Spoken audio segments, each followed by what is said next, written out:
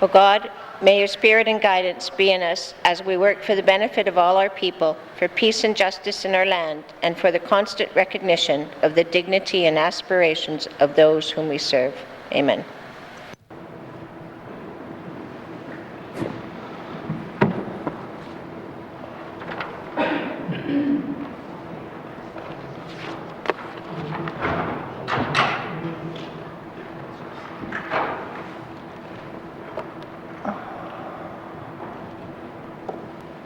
Colleagues, before we begin, I just want to say a few words.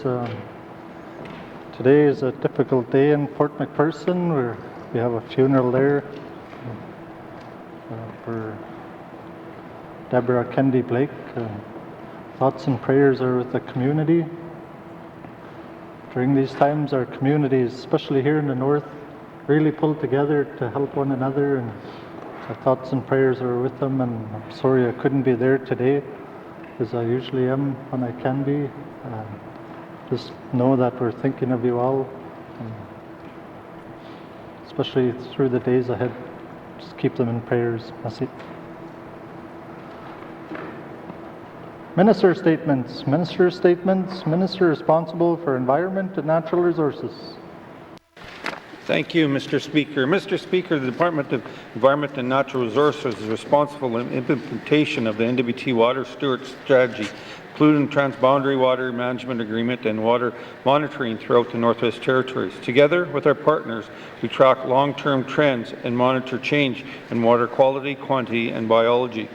In March of this year, the Government of Canada shut down its labs and suspended long-term water quality monitoring across Canada due to concerns related to COVID-19. The Alberta government also suspended monitoring water quality at that time throughout the province. This included some key monitoring sites that are part of our transboundary agreement with Alberta. But those sites are part of an early warning system which lets us know about changes to the water before Northwest Territories border. Mr. Speaker, as soon as we heard about this decision, I, along with the Environment and Natural Resources officials, reached out to the Government of Alberta, Canada, to explain the importance of reinstating this very important monitoring. We also work closely with the Government of Canada to resume water monitoring at key federal long-term monitoring sites. Mr. Speaker, I'm pleased to report that the monitoring that makes up our early warning system is now back up and running. The Alberta government resumed its monitoring in June, and the oil sands monitoring has been in place since August. Environment and Natural Resources quickly adapted its field procedures so it could continue to monitor water in the Northwest Territories safely during the pandemic with only slight delays, and for this, the department should be commended. Our transboundary agreement are the most comprehensive of their kind. In addition to the commitment on water quality and quantity, these agreements also recognize the importance of biological indicators and traditional knowledge.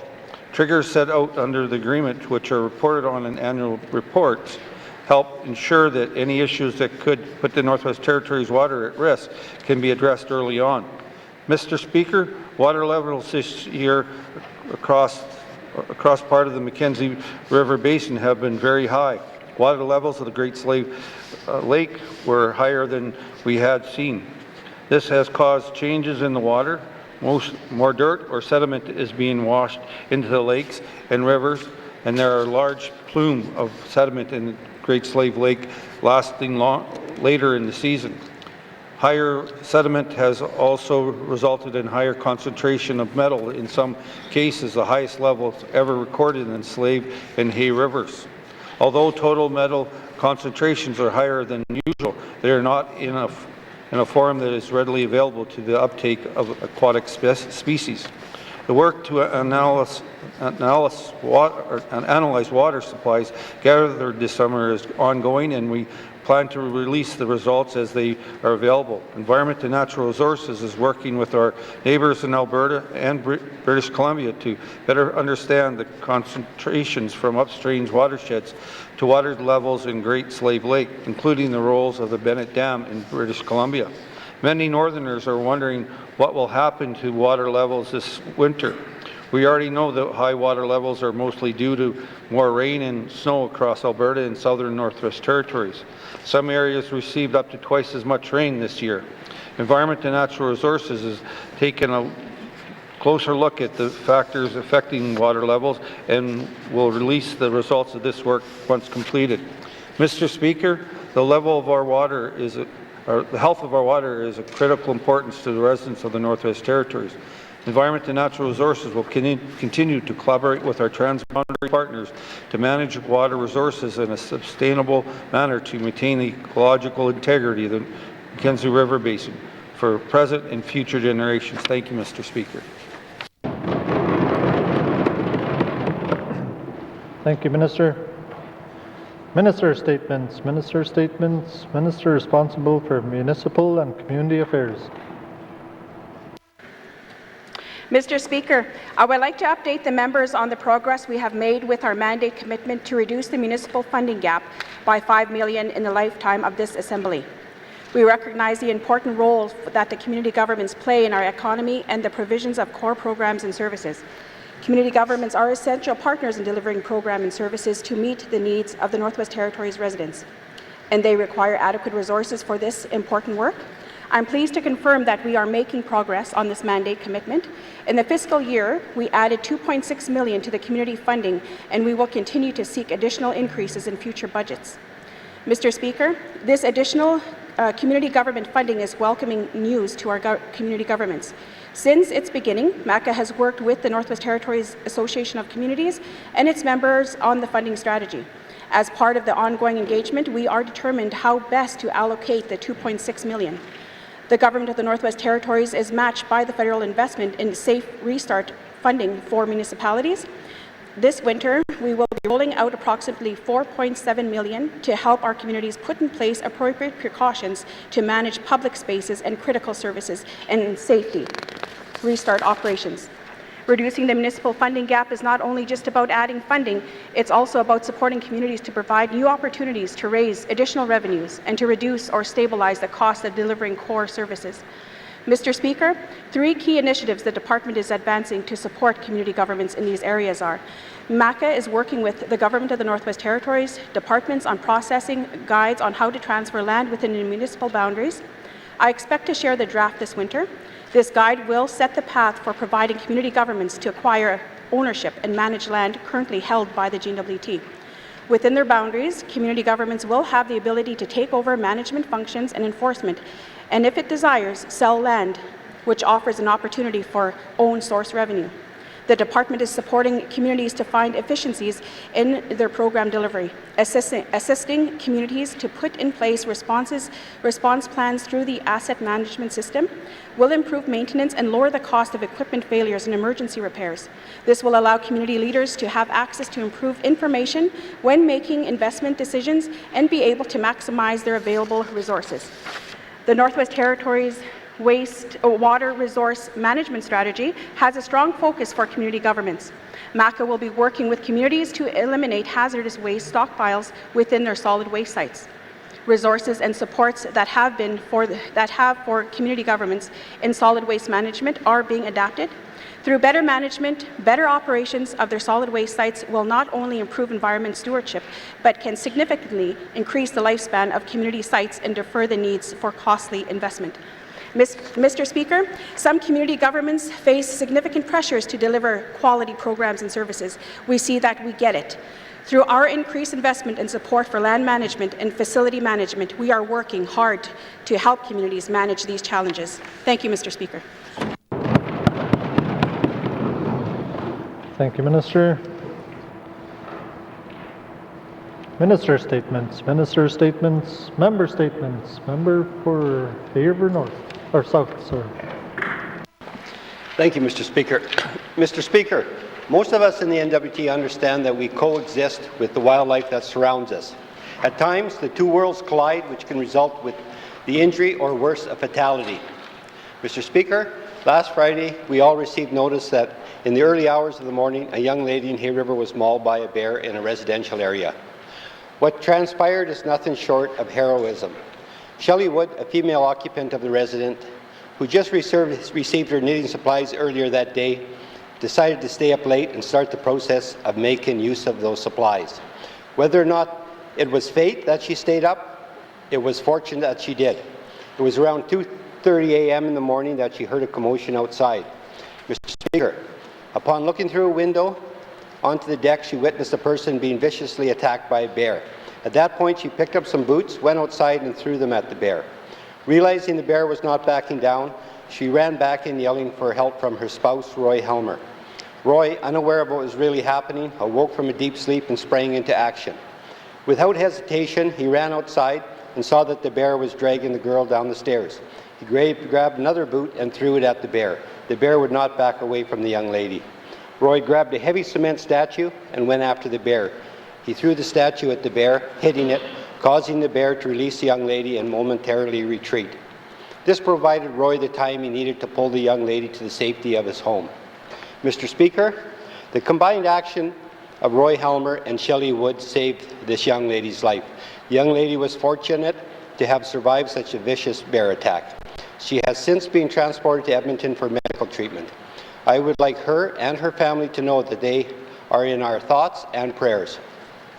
Mr. Speaker, without thought for their own safety, Roy Helmer and Shelley Wood rushed to the aid of the young lady in distress. If ever there was an event that shows heroism, this is such an event.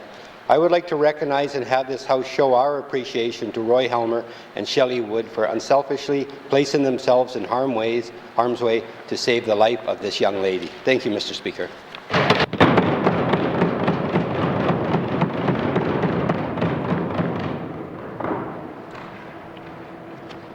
Member statements. Member statements. Member for Detroit.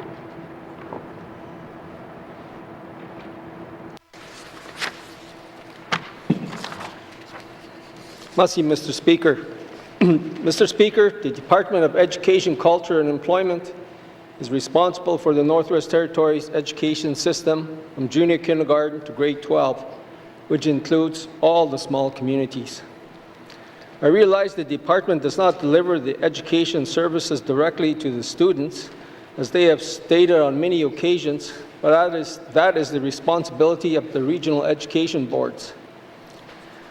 This is like passing the buck, so they wouldn't have to take responsibility even for oversight. Mr. Speaker, the Education Act states that students must have access to the highest possible standards of education programs. The department is responsible to ensure that all students have equal access to education programs and services. Mr. Speaker, high-quality education delivered by well-trained and knowledgeable educators prepares students for success throughout their schooling. Mr. Speaker, the Auditor General's report on education noted that the department did not determine what needed to be done to ensure that students in small communities had equitable access to education programs and services compared with larger regional centers. Mr. Speaker, the Auditor General's report also states the department did not take sufficient steps to collect and use data to understand how it might make changes to address persistent gaps in student outcomes. Mr. Speaker, the report goes on to state that the findings matter because high-quality education programs can have a significant impact on children's developmental, educational, cultural, emotional, and social outcomes. The report also states that planning and supporting the delivery of education are important to help students succeed. Mr. Speaker, I will have questions for the Education Minister at the appropriate time. Merci. Thank you, Member for Detroit. Member statements. Member statements. Member for N.W.T. Lakes. Thank you, Mr. Speaker. Today I'd like to talk about another one of our priorities, increase the number of resident healthcare professionals by at least 20%. Mr. Speaker, the GNWT funds the Aurora College. GNWT funds students through student financial assistance to attend not just Aurora College but other post-secondary institutes. Aurora College has been providing the nursing program successfully, having graduates for over 20 years, and they have run the practical nurse program sporadically over the years, as well as the personal support program. Mr. Speaker, N.W.T continues to struggle to hire permanent healthcare staff throughout the territory. We all know this. We fly in short-term contract nurses to staff vacancies, some as short as 2 weeks, especially during peak holiday season. They are flown into the N.W.T from all over the country and to our health centres that who already distrust our healthcare system. This is unfair, not only for our residents, but the nurses in the community for such short periods where they are never there long enough to build any relationship with the community. Mr. Speaker, we have a disconnected system. We pay to provide programs and to train healthcare staff, and yet we don't have a way to bridge them into our healthcare jobs that we're struggling to staff. We have Indigenous residents that have been funded to attend our Aurora College and been screened out of jobs. This should not happen. We should have Human Resources, Department of Health, and Aurora College working together, not working in silos. We should be recruiting them right out of school. Another area we are not doing so well is actively looking at our new nursing graduate and permanent staff we now have, finding out if there are any of these nurses who want extra training so they're able to meet the criteria needed for health centres. How will they ever get the training and be able to meet this if it's not provided to them through mentorships or internships focused on giving them exactly what they need to be successful in these areas that we are filling right now without a territory staffing? Mr. Speaker, more local residents working in our healthcare system, we will be able to provide culturally sensitive care for our residents of the N.W.T. I will have questions for the Minister of Finance, who is over the Human Resources. Thank you, Mr. Speaker. Thank you, Member for Nuvik-Twin Lakes. Member statements. Member statements. Member for Tunadee-Welland. Let's see, Mr. Speaker. Oh, look at that. After 1 year in, I have a little bit of trouble with my first button. Is that a good sign or not? I'm not sure. Mr. Speaker, today I'd like to talk about mental health supports in the N.W.T, particularly in relation to the ongoing pandemic. In my opinion, we are in a mental health crisis in the North that needs immediate attention from this government. Mr. Speaker, the issue of mental health has become front and center amid the COVID-19 pandemic for a few reasons. The main reason, as we may have come to know, is just the sheer amount of time that people have had to remain indoors and during our self-isolation. This pandemic has caused many disruptions to everyday life. So it's no real surprise that people's mental health have been suffering throughout the course of this pandemic. And I've heard some of my colleagues mention suicide, relationships in the home. All those are have been weighing on a lot of our minds of Northerners. However, Mr. Speaker, even before this pandemic began, mental health has been a long-standing issue for the people of N.W.T. So COVID-19 has only amplified this issue further. To give an example, in early September, I drove down to Alberta to grab my daughters to get them back in time for school. I'm glad I did because they probably want to still be staying down there. But when I came back, I did my 14 days here at Chateau Nova, and I have to say, I keep pretty active, I keep pretty busy mentally and physically, but it was a real challenge. Even by day 7, I was getting pretty stir crazy, and I guess for lack of a better word, I started to feel cabin fever after a while, and I could only imagine what that burden is like on people that have to do repeated medical visits down south that have to come back and do their 14 days every time. And on that note, Mr. Speaker, there's another darker aspect to these self-isolation centres that we never really considered. I was approached by some elders and got some reports that during this self-isolation, they went in and they were herded in the way, and for lack of a better word, and then they were given meals and specific diets, and they said some of these people said that it felt like residential school all over again and re-traumatizing our people. So I'm not saying this as in a disparaging way towards our staff, because by all accounts they're doing a good job. Mr. Speaker, I request unanimous consent to conclude my statement. Thank you. The member is seeking unanimous consent to conclude a statement. Are there any nays? There are no nays. You may conclude your statement. Thank you, colleagues. Thank you, Mr. Speaker. I'll be brief. And going back to what I was saying, but by all accounts, the staff here at the self-isolation centers are doing a great job, given our circumstances. But there's definitely a need there for mental health supports. I think that we can improve this quality service for the people. But there's all kinds of diversities we have to face, and we can do more to help with mental health supports for Northerners. And I will have questions for the Premier. Merci, Chair. Thank you. Member for Tunde-Welde. Member statements. Member statements. Member for Frame Lake. Merci, Monsieur le Président. I made my last statement on the Cameron Hills sour gas field in this House on February 26, 2020. GNWT accepted this property under devolution, even though there was no approved closure plan and financial security of only $2.9 million. Furthermore, GNWT never requested a revision in financial security or used other tools at its disposal to prevent this disaster. When I raised these matters with the current Minister of Lands, he could not provide any reason as to why GNWT accepted this site under the devolution agreement, or why GNWT did not exercise all of its authority to prevent this site from becoming a public liability.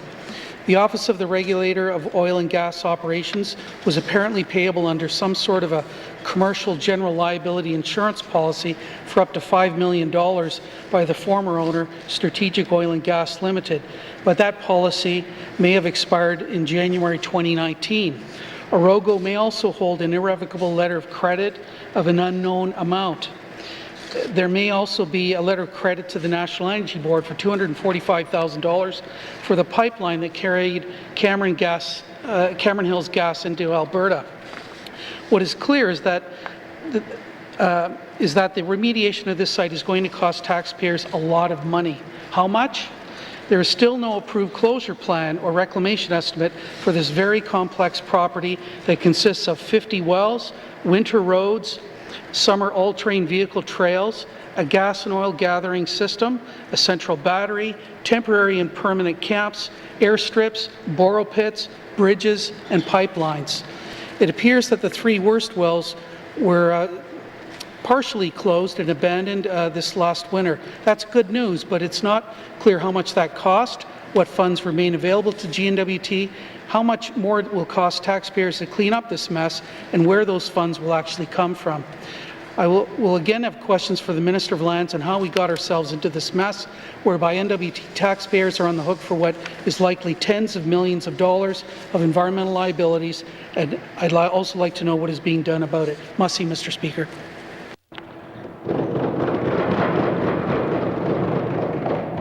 Thank you, Member for Frame Lake. Member statements. Member statements. Member for Cam Lake. Thank you, Mr. Speaker.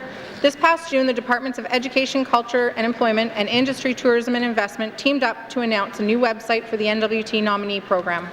The goal of this resource is to help attract, settle and retain foreign nationals to the N.W.T.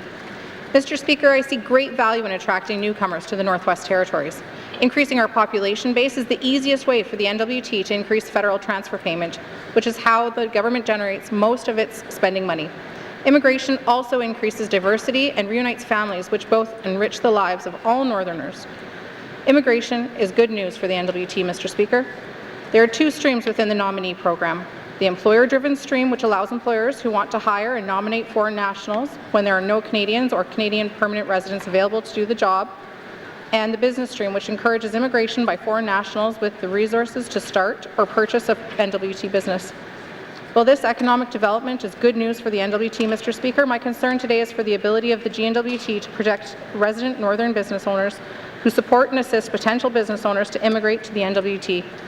Until June of this year, the GNWT required a $75,000 good faith deposit from foreign business owners wanting to set up shop in the Northwest Territories. This encouraged foreign entrepreneurs to meet their program commitments. But what happened to the deposit when all did not go according to plan, Mr. Speaker? Did the GNWT simply refund the good faith deposit, or did it stay in the GNWT and fall into general revenue? What are the criteria for determining when this deposit is repayable, and what would become of the debts to Northern businesses incurred by foreign entrepreneurs? Ultimately, why did the GNWT opt to do away with the good faith deposit, Mr. Speaker?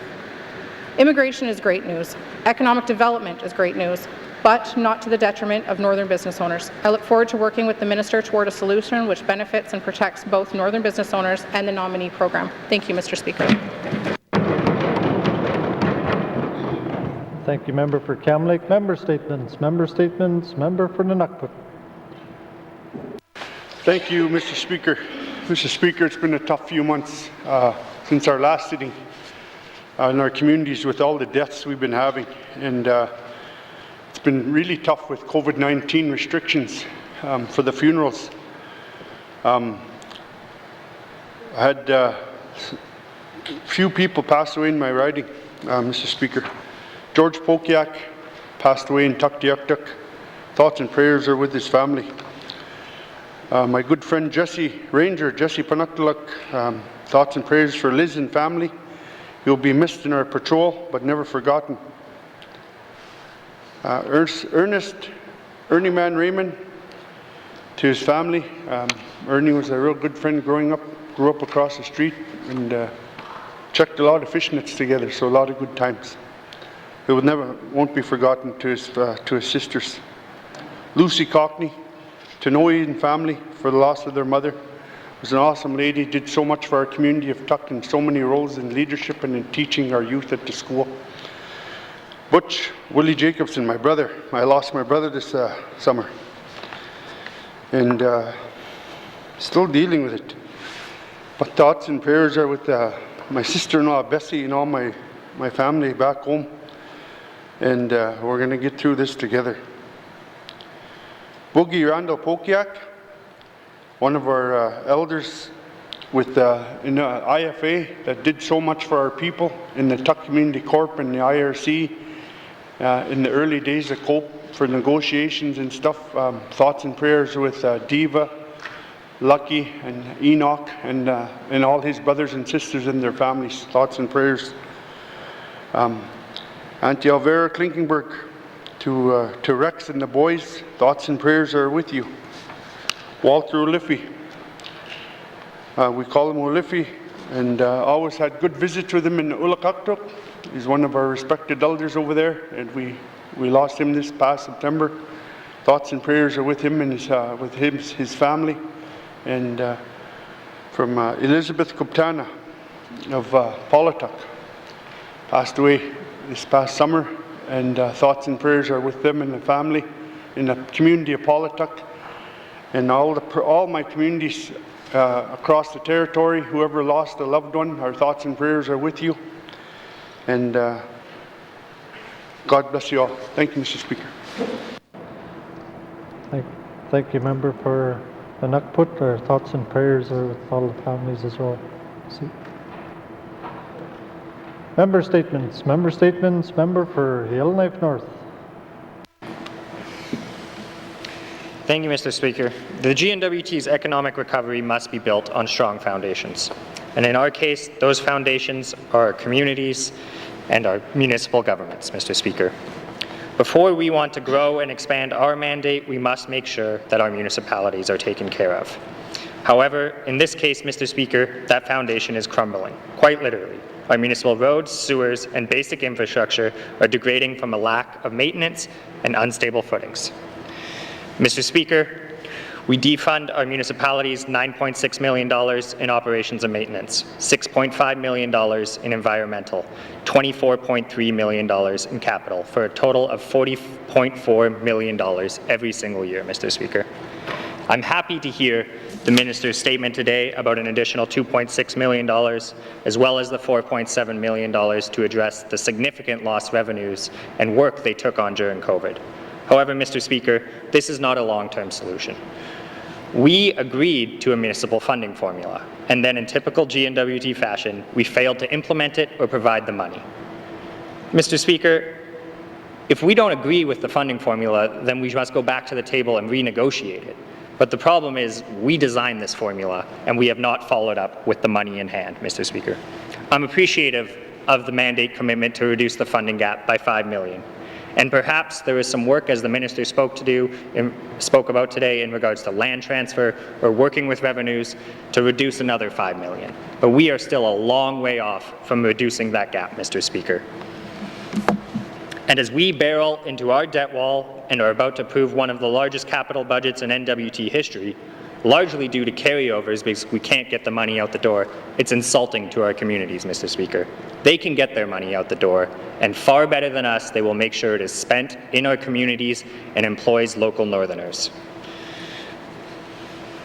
Mr. Speaker, we in this House don't deserve to build multi-billion-dollar infrastructure projects when our communities cannot make sure their roads and sewers are funded. I will have questions for the Minister of MACA on whether MACA will bring forward legislation to give municipalities some certainty and a real path forward to close this gap. Thank you, Mr. Speaker.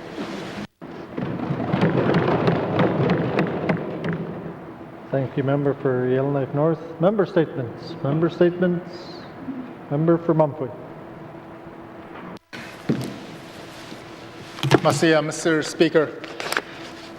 Mr. Speaker, the May 29 what will Minister of Health the green I would yatini only yatini on tani decalats at that on ke jet now woods at the now woods on ke chink at the honey on ke wants at the honey yatini only and no in the zanta going do yati ladinlani ke going down there and so you was on ke yati other point Mr. Speaker.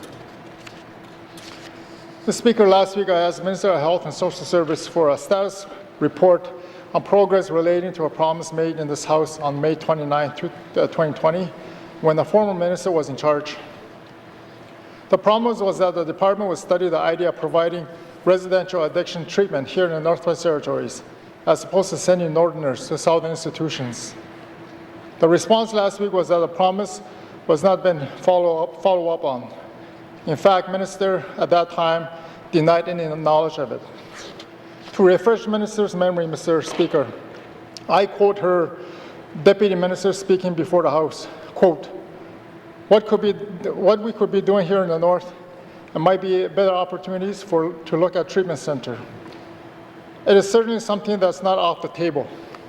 It is something we are going to be looking at a range of options to incorporate lessons learned out of COVID, unquote.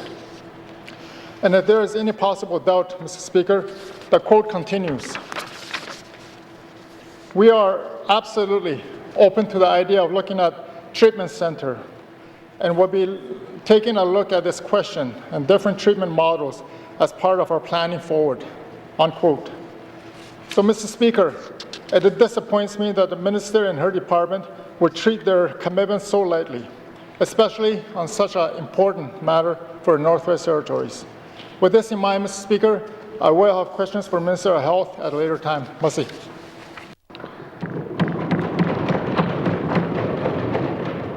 Thank you, member for Mumford. Member statements. Member statements. Recognition of visitors in the...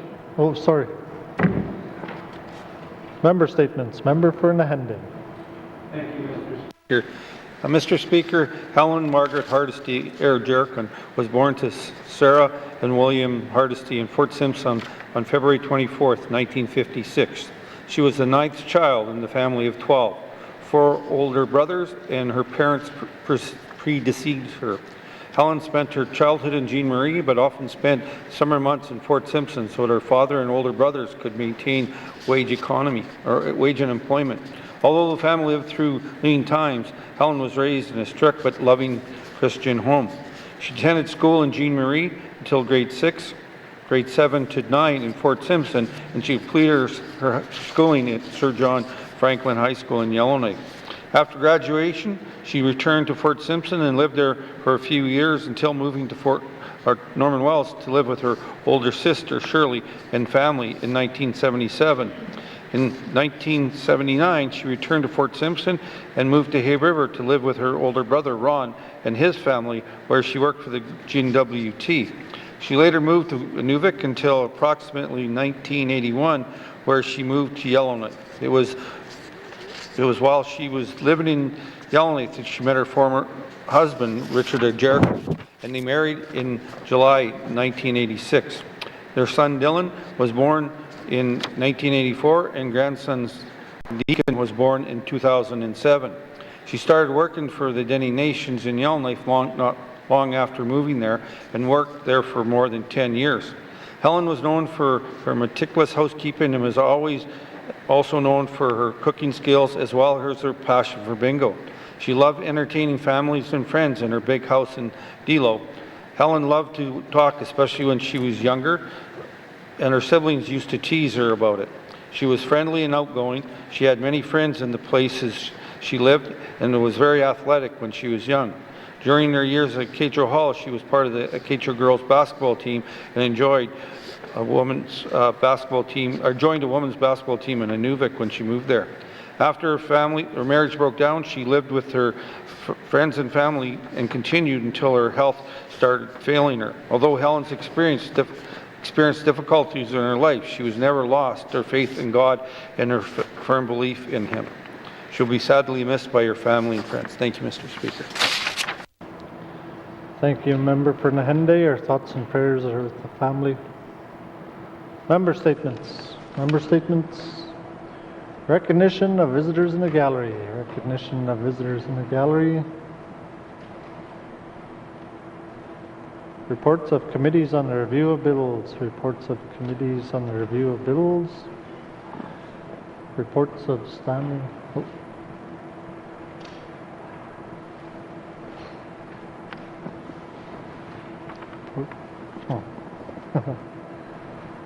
Reports of standing and special committees, returns to oral questions, acknowledgements,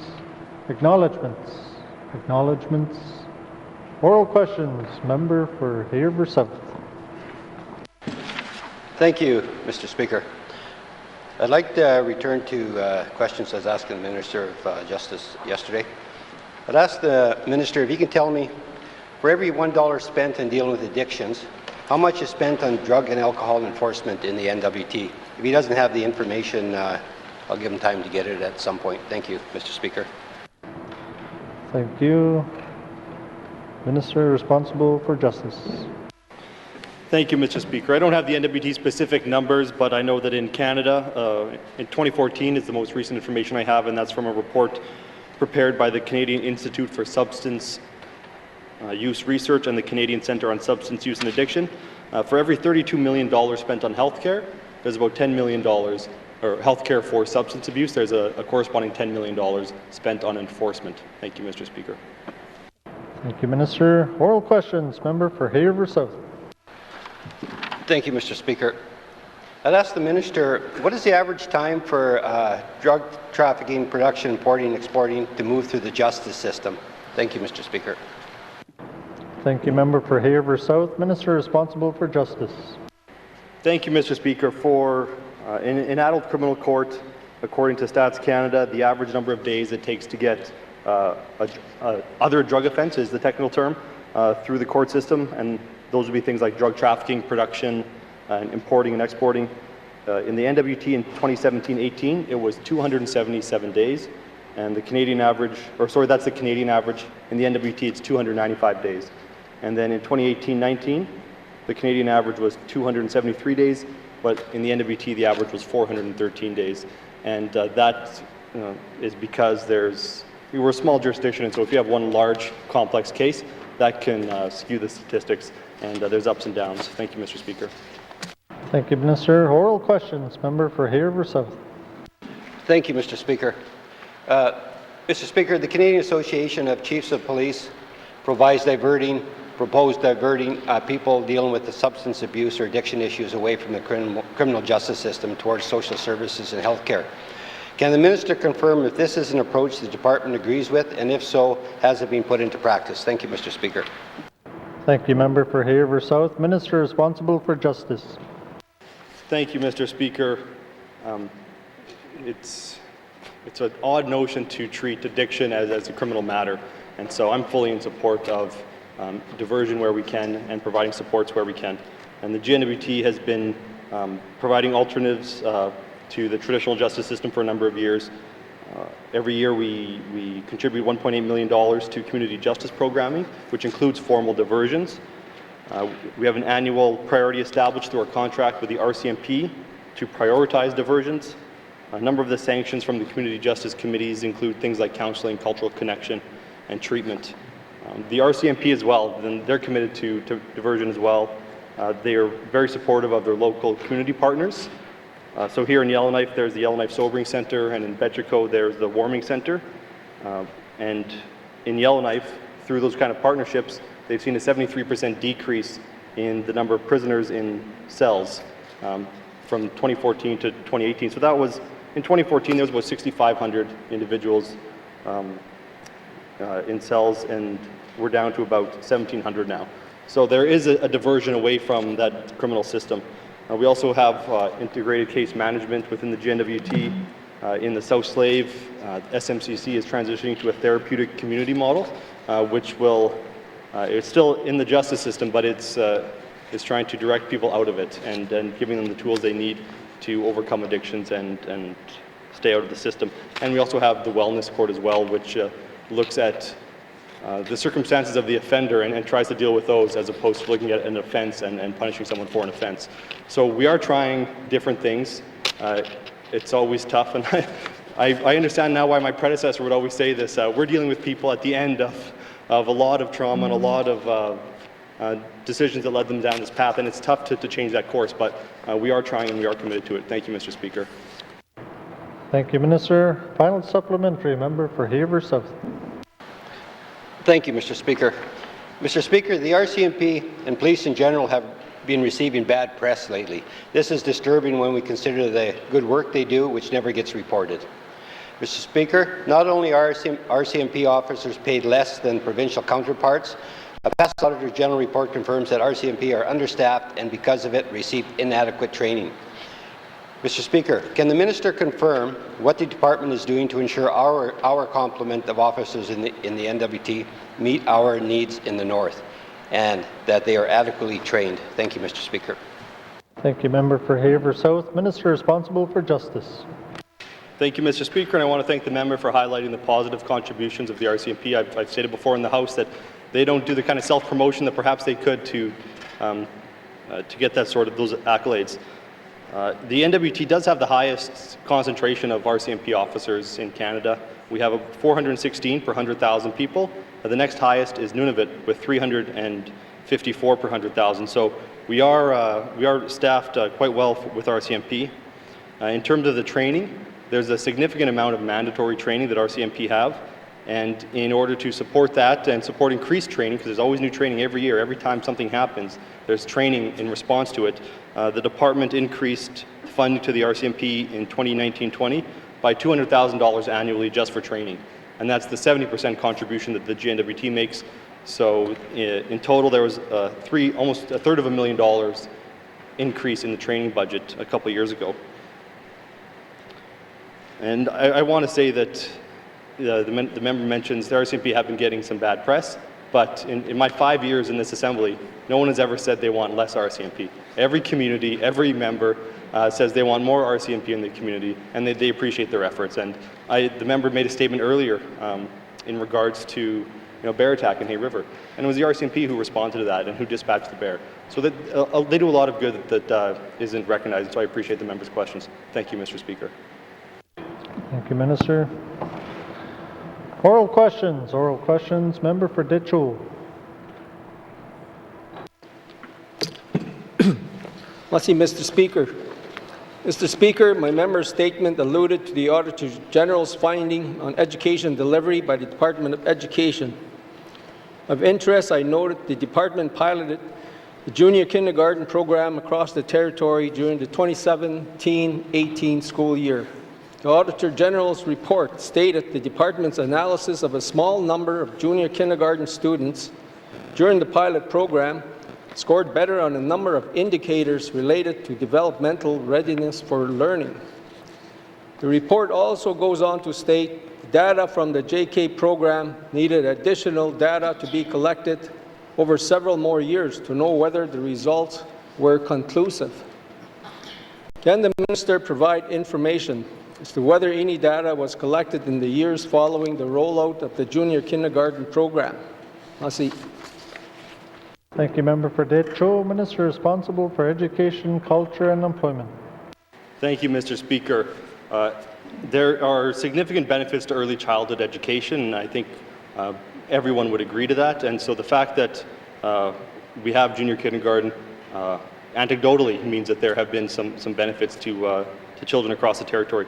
But to the specific question about the data that we've collected, the Department of Education, Culture and Employment has been collecting the early development instrument, that the EDI tool. We've been using data from that since 2013, and that includes the years since junior kindergarten has been in place from 2017. And there needs to be a certain number of years of data collected so that you have a good baseline, and then you can actually start drawing conclusions from that. And we're at that point now where we can begin to look at how things change from year to year and draw conclusions on that so that we can measure the success of some of our programming. So in terms of the data collection, yes, we're on that. Thank you, Mr. Speaker. Thank you, Minister. Oral questions. Member for Ditcho. Merci to the Minister for that answer. We look forward to the findings of that rollout, considering we do have language immersion programs included in the JK programs up to grade 4. The Auditor General notes the department made commitments to ensure equitable access to quality education for all the small communities, but did not explicitly identify actions required to achieve this commitment. Can the Minister provide information as to why the commitments were not actioned to ensure quality outcomes for equitable access to education? Merci. Thank you, Member for Ditcho. Minister responsible for EC&E. Thank you, Mr. Speaker. Since the first report in 2010, the department's taken a number of steps to make good on the Education Act's requirement to provide equitable access. And I just want to comment on something the member said earlier, that the department's passing the buck to the education authorities in terms of the failure in small communities in terms of education. But I've been here 5 years. I've never heard any minister pass the buck. The previous minister before me, I heard her state that we are failing students in small communities, and the day I became minister, that became my failure. So I'm not passing the buck. The education authorities are our partners, and I'm not putting blame on them. We're all in this together, Mr. Speaker. And to the member's question, a number of the actions include things like junior kindergarten. That expanded early childhood education across the territory in a way that's never been done before. There's a realization that small communities, the teachers and the principals need special training, so we provided special training specific to small community principals and small community teachers. Northern distance learning is one of the greatest ways that we've been providing more equitable access. And currently that program offers academic courses in grades 10 to 12 to students in small communities who go to schools where the teachers aren't there to teach those programs, or the numbers of students aren't there to teach those programs. And it really gives students who want to go into university but are living in a small community the opportunity to do that. We've recently changed our school capital standards, so these are the requirements for what we put in schools when we build them, and we changed those with a recognition that small community schools need certain things that they weren't getting before. Things like gyms, things like spaces for northern distance learning. And one of the most significant things that has happened in the past number of years is access to mental health and counseling through the Child and Youth Care Counselor initiative that we are partnering on with health. So I take the member's point. We're failing students in small communities. There's no two ways about it. The numbers show it. But I'm owning it, and we're doing everything we can to rectify that. Thank you, Mr. Speaker. Thank you, Minister. Oral questions. Member for Ditcho. Merci, Mr. Speaker. And I thank the Minister for those explanations, especially the passing the buck one that they're kind of hooked on. The Auditor General's report states that the department invested heavily in the Northern Distance Learning Program, something he alluded to. Did the department evaluate the Northern Distance Learning Program as it relates to meeting high-quality education outcomes? Merci. Thank you, Member for Ditcho. Minister responsible for EC&E. Thank you, Mr. Speaker. And we have done an evaluation on the program. It shows positive benefits, and those are reflected in the numbers.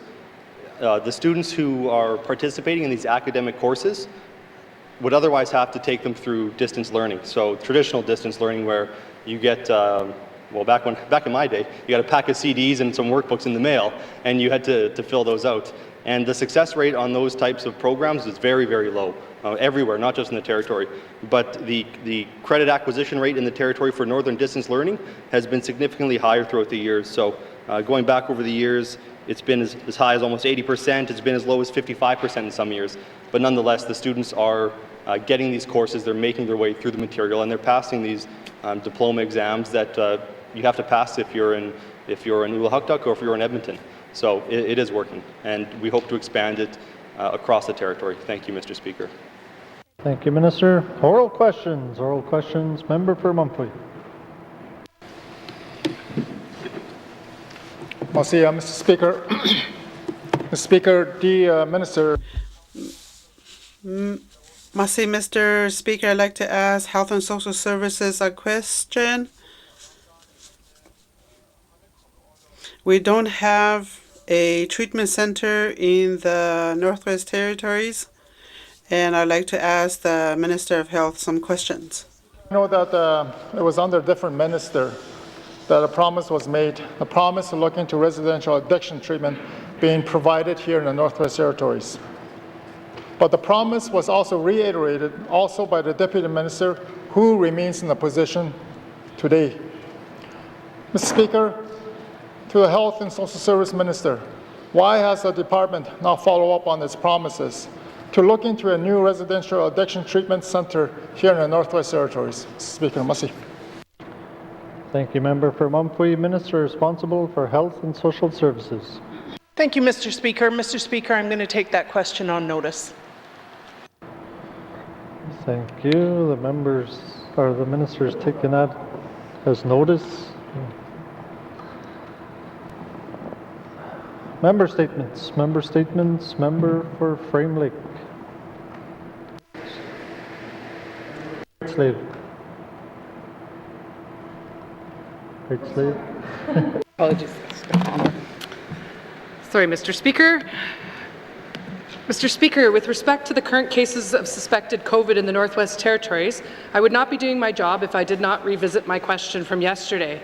My questions for the Minister of Health are not meant to raise panic. However, we are a small territory with an obligation to ensure that our residents are well informed and that protocols have been followed. What I'm asking for is a simple, straightforward response. Can the Minister of Health tell us that the Department of Health and the CPHO followed the protocols set in place with respect to the recent Yellowknife cases? Thank you. Thank you. Minister responsible for Health and Social Services. Thank you, Mr. Speaker. A review has not been done, but I have no reason to think they haven't followed the protocols. Thank you. Oral questions. Member for Great Slave. Thank you, Mr. Speaker. Mr. Speaker, is there anything in the Privacy Act, can the Minister tell me if there's anything in the Privacy Act that would prevent public health officials from accepting a list of contacts from a business showing who could possibly have had contact with a person who may be positive for COVID-19? Thank you. Thank you, Member for Great Slave. Minister responsible for Health and Social Services. Thank you, Mr. Speaker. Mr. Speaker, contact tracing is the responsibility of public health and community health nurses. It's up to them to interview the patient who has become ill and to establish where that person has been and who they've been in contact with. This is not a function that can be carried out by a business. Thank you. Thank you, Minister. Oral questions. Member for Great Slave. Thank you, Mr. Speaker. I thought that I was asking about whether the health department was part of that, but not business. Anyway, I understand that we are following the national strategy for dealing with this pandemic. Are there any areas that the minister sees that we could be improving on this strategy, and what would they be? Thank you, Mr. Speaker. Thank you, Member for Great Slave. Minister responsible for Health and Social Services. Yeah, thank you, Mr. Speaker. Mr. Speaker, it's difficult to answer that question because this pandemic is still underway. Certainly having new cases after months without having cases has refreshed everybody's responses to dealing with the CPHO protocols. In terms of areas that we can improve on, I'm open to suggestions. I don't see any right at this point, but if members have complaints from their constituents about the way in which the pandemic is being handled, of course, we answer those questions every day, and we would welcome more. Thank you. Thank you, Minister. Final supplementary, member for Great Slave. Mr. Speaker, yes, numerous complaints about how the pandemic is being handled. As was mentioned yesterday in the House, there are many moving pieces. Would the minister commit to notifying a business if they are going to be part of a public health release sooner than at the time of the public notification, as happened in this case? Thank you. Thank you, member for Great Slave. Minister responsible for Health and Social Services. Thank you, Mr. Speaker. The business in question here was notified before the Public Health Advisory went out, and so were the RCMP, and so they, I know, responded in their own ways. I can't commit to any more than that. This is really a CPHO function. She decides when the release goes out, and she notifies people first. Thank you. Thank you, Minister. Oral questions. Member for N.W.T. Lakes. Thank you, Mr. Speaker. Mr. Speaker, my questions are for the Minister of Finance. I understand that we have internship programs within within Human Resources, as well as the Indigenous Career Gateway program in place. I do understand there's only so many internships available per year. Can the Minister tell me what the funding is annually for the internships, if she has it? Thank you, Mr. Speaker.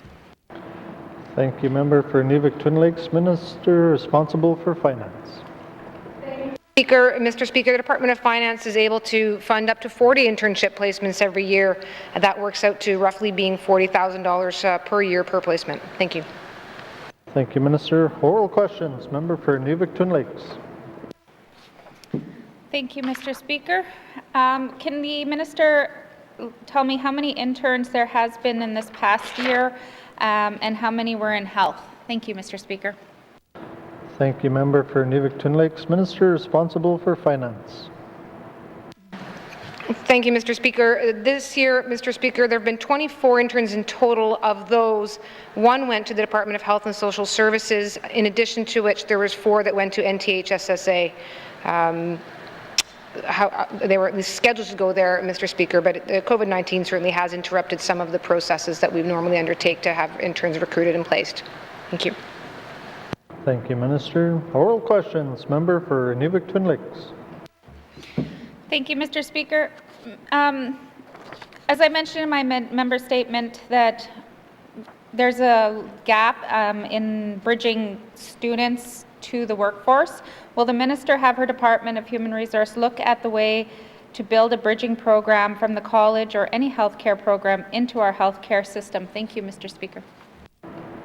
Thank you, member for N.W.T. Lakes. Minister responsible for Finance. Thank you, Mr. Speaker. Mr. Speaker, recruiting more healthcare professionals is a mandate item for this government.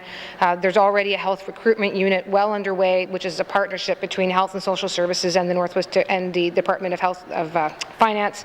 And so, Mr. Speaker, in short, yes, I certainly can commit on the part of Finance, on the part of Human Resources, to taking some steps to developing some ideas and to having them ready. But aside from that, this will be something that becomes a multi-departmental response. So I'm confident that, as I said, that Human Resources will do its part, and I'm confident that I'll be able to work with my colleagues to see that those ideas from Human Resources can get looked at and considered by those who are on the front lines in the Health Department. Thank you. Thank you, Minister. Oral questions. Member for N.W.T. Lakes.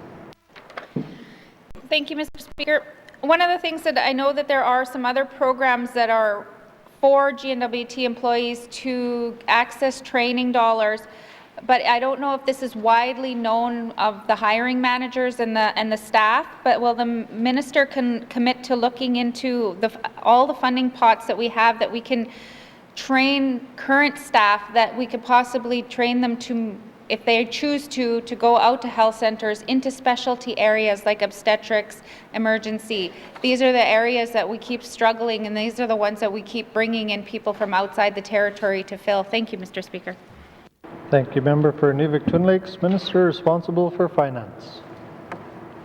Thank you, Mr. Speaker. Again, Mr. Speaker, yes, I'm happy to make the commitment on my part, certainly, that we will make sure and put that information together. And I recognize that it's an acute problem, perhaps, for our colleagues in the health and social services field, but even more broadly than that, making sure that if there are programs being run by human resources, that they are known and accessible to those doing the hiring in communities and in regions, particularly in health. That is critical. Otherwise, all the great programs that we might have aren't adequately being accessed. That is actually a specific issue and question that Human Resources is looking at to ensure that we are doing our job, to ensure that the good work that we are doing in Human Resources gets translated. So I certainly will commit to doing that and to continuing to do that. Thank you. Thank you, Minister. Oral questions. Member for Tuna-Day-Welde. Yeah. Mr. Speaker, and just going back to my member statement on mental health in self-isolation centers. And you know, for me, the way I look at it, if you're in a self-isolation center, just a helpline alone is not enough. My first question is for Madam Premier. Mr. Speaker, can the Premier confirm if there are mental health workers, i.e. counselors, readily available at our self-isolation centres? Thank you, Member for Tuna-Day-Welde. Honourable Premier. Thank you, Mr. Speaker.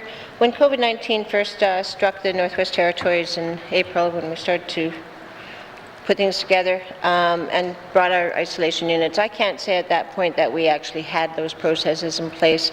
But since then, Mr. Speaker, we have partnered with the Department of Health and Social Services for what's called a navigator.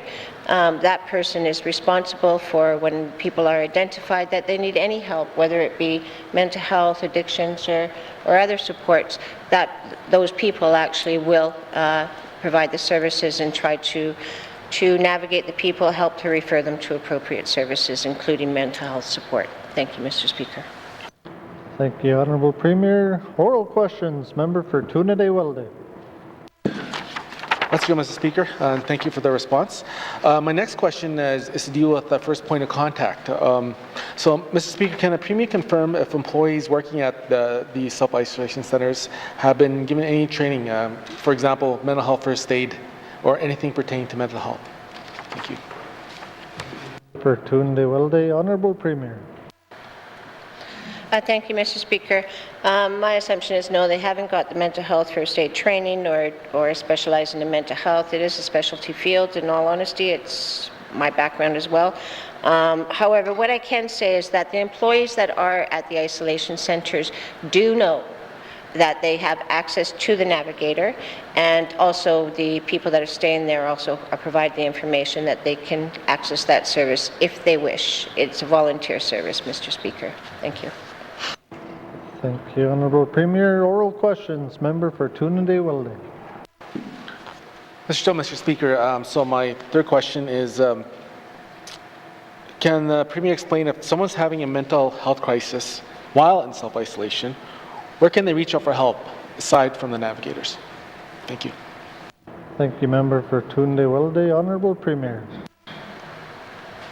Thank you, Mr. Speaker. I do want to take a moment and say that, when the member was doing his statement and he talked about being in isolation can be really stressful on people, I hear you. I agree with you. I had two of my children that were in isolation when they came back from school, and I know it was tough on them as well. So mental health is critical within that.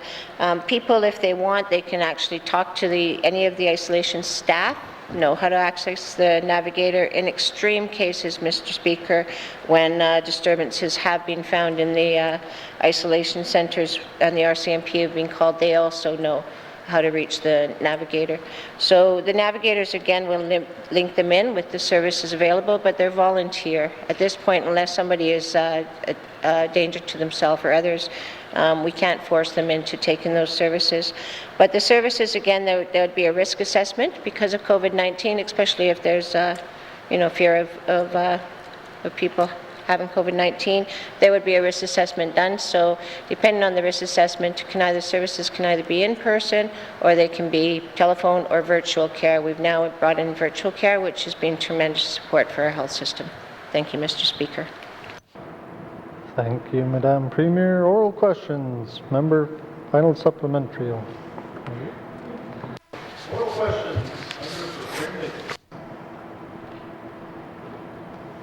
Merci, Monsieur le Président. Earlier today, I recounted the ongoing saga of how our government allowed the Cameron Hills sour gas field to become a public liability. Can the Minister of Lands tell us what general work has been done to date at the site by our government and how much it has cost? Merci, Mr. Speaker. Thank you, Member for Frame Lake. Minister responsible for lands. Thank you, Mr. Speaker. Mr. Speaker, a receiver has been appointed by the court and is responsible for meeting Strategic Oil and Gas Limited's regulatory obligations at the Cameron Hills. The government does not own Cameron Hills site. The receiver conducts work at the site last winter to support the suspended 3 wells and bring them to compliance with an order issued October 4, 2019. Also, in regards to the costs incurred by the GNWT received to date have been around $1.98 million. The government of the Northwest Territories holds $2.9 million in security for this site, and the regulatory of oil and gas operations holds an additional $1 million. These funds are accessible as needed on set out in legislation. Thank you, Mr. Speaker. Thank you, Minister. Oral questions. Member for Frame Lake.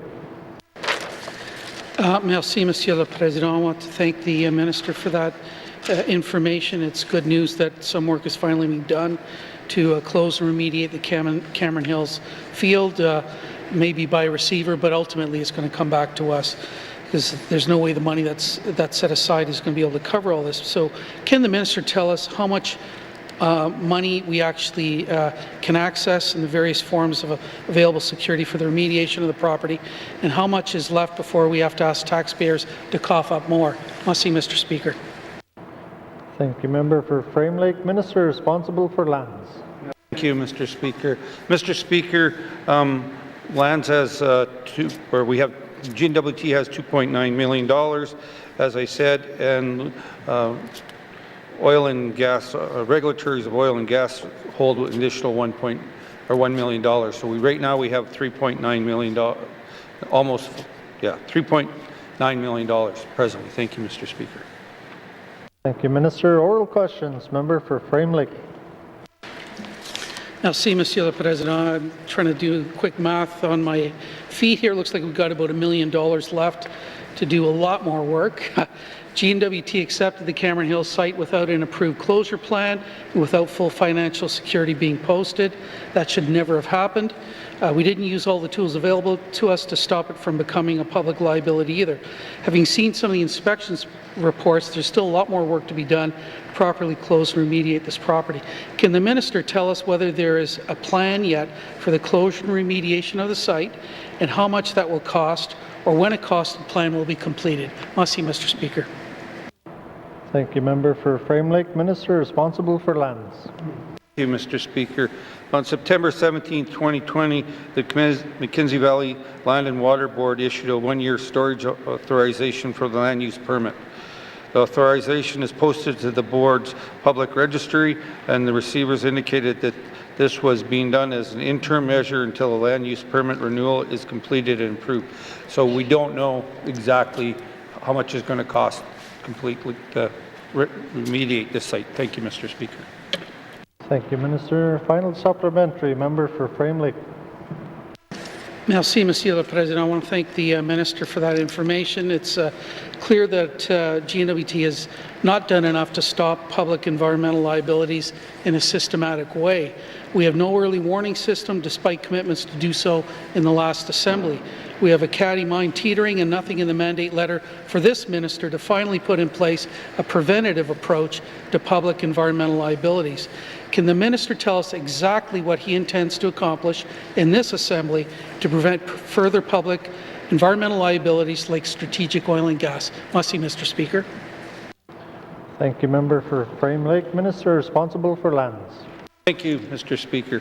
Prevention of the public liabilities require a collaborative effort from multiple departments, including lands, ENR, industry, ITI, and finance. Current work on early warning includes monitoring the health of the financial institutions, tracking trends in industry and the financial health of operators, and monitoring the environment and regulatory compliance of the operators. I am committed to work with my Cabinet colleagues to continue and enhance this important work. Thank you, Mr. Speaker. Thank you, Minister. Oral questions. Member for Yellowknife North. Thank you, Mr. Speaker. As I said earlier in my statement, I'm grateful for some of the work we have started on closing the municipal funding gap. However, we are a long way off. Furthermore, Mr. Speaker, I believe we need to increase the capital funding this year by $5 million. In the grand scheme of things, this is approximately 0.25% of our $2 billion budget. And Mr. Speaker, if we can't find 0.25% in our $2 billion budget, then we're truly not in charge of our budget as an Assembly. So my question for the Minister of Municipal and Community Affairs is, can we increase the capital funding to our community governments by $5 million? Thank you, Mr. Speaker. Thank you, Member for Yellowknife North. Minister responsible for Municipal and Community Affairs. Mr. Speaker, as previous, I did announce that we do have $2.6 million that will be allocated to municipal communities, and also that we will be meeting with the Northwest Territories Association of Communities to identify how we will be distributing that funding. Right now, that's the funding that is going to be available. Thank you, Mr. Speaker. Thank you, Minister. Oral questions. Member for Yellowknife North. Thank you, Mr. Speaker. I did not expect it to be that easy, but I will have a lot more questions for the Minister during our capital estimates table today. Mr. Speaker, my concern right now is that the way we fund our municipalities lacks any certainty. We agreed to a formula, but we haven't given the money. I believe the right comparative here would be how we fund our education authorities. There's guidelines in the education, there's guidelines in regulations, and then finally there's guidelines in policy. And no one is in doubt that we are not within those parameters. There may be a debate about whether we should give more to our education authorities, but we're following a clear and predictable authority such that they can plan. We have not given that benefit to our municipalities. So my question for the Minister of MACA is, will she bring forward legislation that sets out how we fund municipalities in the life of this Assembly? Thank you, Mr. Speaker. Member for Yellowknife North, Minister responsible for lands. Thank you, Mr. Speaker. According to what we have put forward for the Municipal and Community Affairs, this was not identified as one of the legislation policies that we would be looking at, but it doesn't stop me from working with my department to look at further solutions. I will return a response back to the member. Thank you, Mr. Speaker. Thank you, Minister. Oral questions. Member for Yellowknife North. Thank you, Mr. Speaker. I look forward to that response. One of my concerns is the Department of Municipal and Community Affairs has a large legislative backlog, and they need the resources from the Cabinet to make sure they get ahead of that. One of the mandate commitments is that the MACA will work with N.W.T to update funding policies and options. However, this mandate commitment is to be completed in 2023. Mr. Speaker, whenever I see a mandate commitment completed by 2023, alarm bells ring, as these are the commitments that will be at the end of this Assembly, and I'm not at all convinced that MACA will get this done, let alone review the policy and bring forward legislation to provide that predictability. Is the Minister willing to speed up the mandate commitment to review the funding policies before 2023? Thank you, Mr. Speaker. Thank you, Member for Yellowknife North. Minister responsible for MACA. Thank you, Mr. Speaker. My comment to the member and to answer the question that we are working under unusual circumstances. Does not re-emerge for any progress this Assembly does make on it. Thank you, Mr. Speaker. Thank you, Member for Yellowknife North. Minister responsible. Thank you, Mr. Speaker. Looking at making the commitment to work with this is quite complex, and it requires a lot of different initiatives, but I will follow up with the member as well too, because as I said, that Municipal and Community Affairs has already identified their legislation. We've already put money towards the funding gap, and we are working within COVID-19. And this will be a discussion that I will have with my department, and I will follow up with the member. Thank you, Mr. Speaker. Thank you, Minister. Oral questions. Member for Kamloops. Thank you very much, Mr. Speaker. Mr. Speaker, my questions today are for the Minister of Industry, Tourism and Investment. The N.W.T nominee program for the business stream used to have a $75,000 good faith deposit. I'm wondering if the minister can explain what purpose the deposit did serve. Thank you. Thank you. Member for Cam Lake, Minister responsible for Industry, Tourism and Investment. Thank you, Mr. Speaker. So as you may be gathering from the past tense, this program requiring the $75,000 deposit has now been discontinued. I understand that in the past this was one method by which the department was able to help ensure that applicants were in fact serious and had the capacity, the financial capacity to see the process through. Thank you, Mr. Speaker. Thank you, Minister. Oral questions. Member for Cam Lake. Thank you very much, Mr. Speaker. Mr. Speaker, I'm wondering if the minister can let us know how many times that good faith deposit was kept by the government of the Northwest Territories. Thank you. Thank you, Member for Cam Lake. Minister responsible for ITI. Thank you, Mr. Speaker. Mr. Speaker, I believe this program has been in place since 2009, and to my knowledge, we've only kept 3 deposits. Thank you. Thank you, Minister. Oral questions. Member for Cam Lake. Thank you very much, Mr. Speaker. And no, I appreciate knowing that that was kept 3 times. Can the minister speak to what happens to this deposit? And was it ever used to support damages to local businesses that were incurred by local businesses in relation to this program? Thank you. Thank you, Member for Cam Lake. Minister responsible for ITI. Thank you, Mr. Speaker. Mr. Speaker, if it's kept, it reverts to the government, but its purpose was never to shore up or provide any kind of background insurance to private industry or private businesses. So if an individual is dealing with someone who happens to be in this program, the good faith deposit would not be used, as I say, to engage in whatever the private business relationships would be. Thank you. Thank you, Minister. Final supplementary. Member for Cam Lake. Thank you very much, Mr. Speaker. So, Mr. Speaker, I'm understanding that there was a good faith deposit that was instituted by the government of the Northwest Territories to ensure that applicants met their agreement with the Northwest Territories to come here, set up business, participate in the northern economy, and to really form relationships with local businesses. I also understand that 3 times the GNWT kept deposits when that didn't work out, and that not necessarily was that ever passed along to local businesses that may have incurred a damage because of this program. And so what I'm wondering, Mr. Speaker, is through gaining almost $250,000 from this program, what is the purpose of getting rid of the deposit? I guess, well, I have many questions, and maybe I'm going to have to stand back up again. But I guess, how is the government of the Northwest Territories going to ensure that participants in this program actually fulfill their end of the deal? Thank you. Thank you, Member for Cam Lake. Minister responsible for ITI.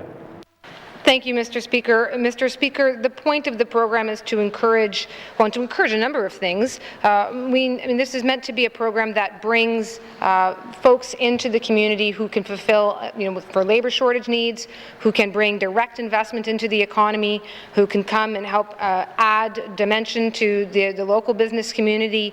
And overall, if in fact there have only been 3 occasions in the last 10 or so years where it got to the point that they were unable to meet that commitment by way of having their the deposit forfeited, Mr. Speaker, really that's a pretty good track record overall. And really the reason it's being eliminated is that brings us in line at long last with every other jurisdiction in Canada. So that if we're going to be competing for people to come and to invest and to become residents and to contribute to the local economy, it makes sense that we not be out of step with what's happening elsewhere in Canada. That said, Mr. Speaker, the department takes it quite seriously that, first of all, there needs to be a visit that's done to the jurisdiction to ensure that anyone coming in knows where they're coming and is prepared to make that commitment and to move here. And then secondly, once they're here, it's I believe, roughly a 2-year process before which they would actually be invited to participate invited in to go through the rest of the immigration stream. So it's not an uncumbersome process for these business people. It really gives them an opportunity to be supported through that process by the department, to get their legs under them as far as a business goes.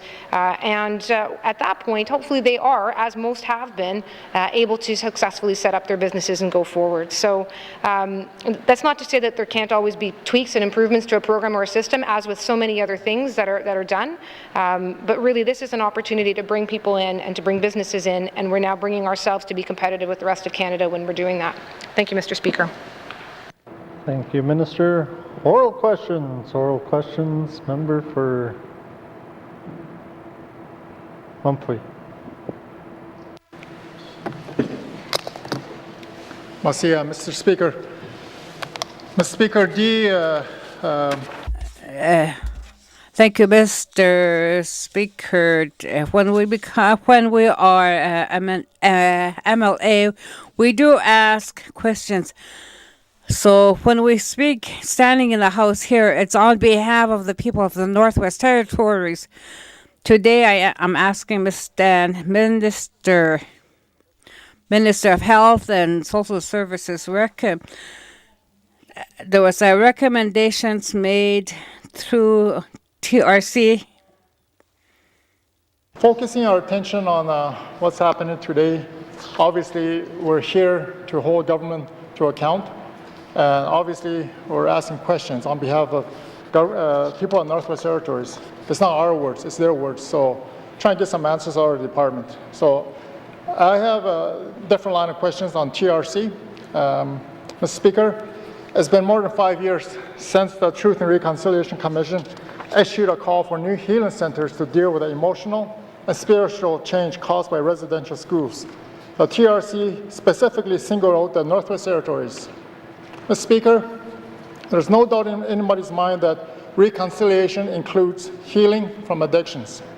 So therefore, Mr. Speaker, why does the minister refuse to consider the idea of Northerners treating Northerners in Northern facilities, as the TRC seems to recommend through action number 20 and 21? Mr. Speaker. Thank you, member for Mumphy. Minister responsible for Health and Social Services. Mr. Speaker, it's my understanding that when I take a question on notice, that's on notice for the day. This question is taken on notice. Thank you. Thank you.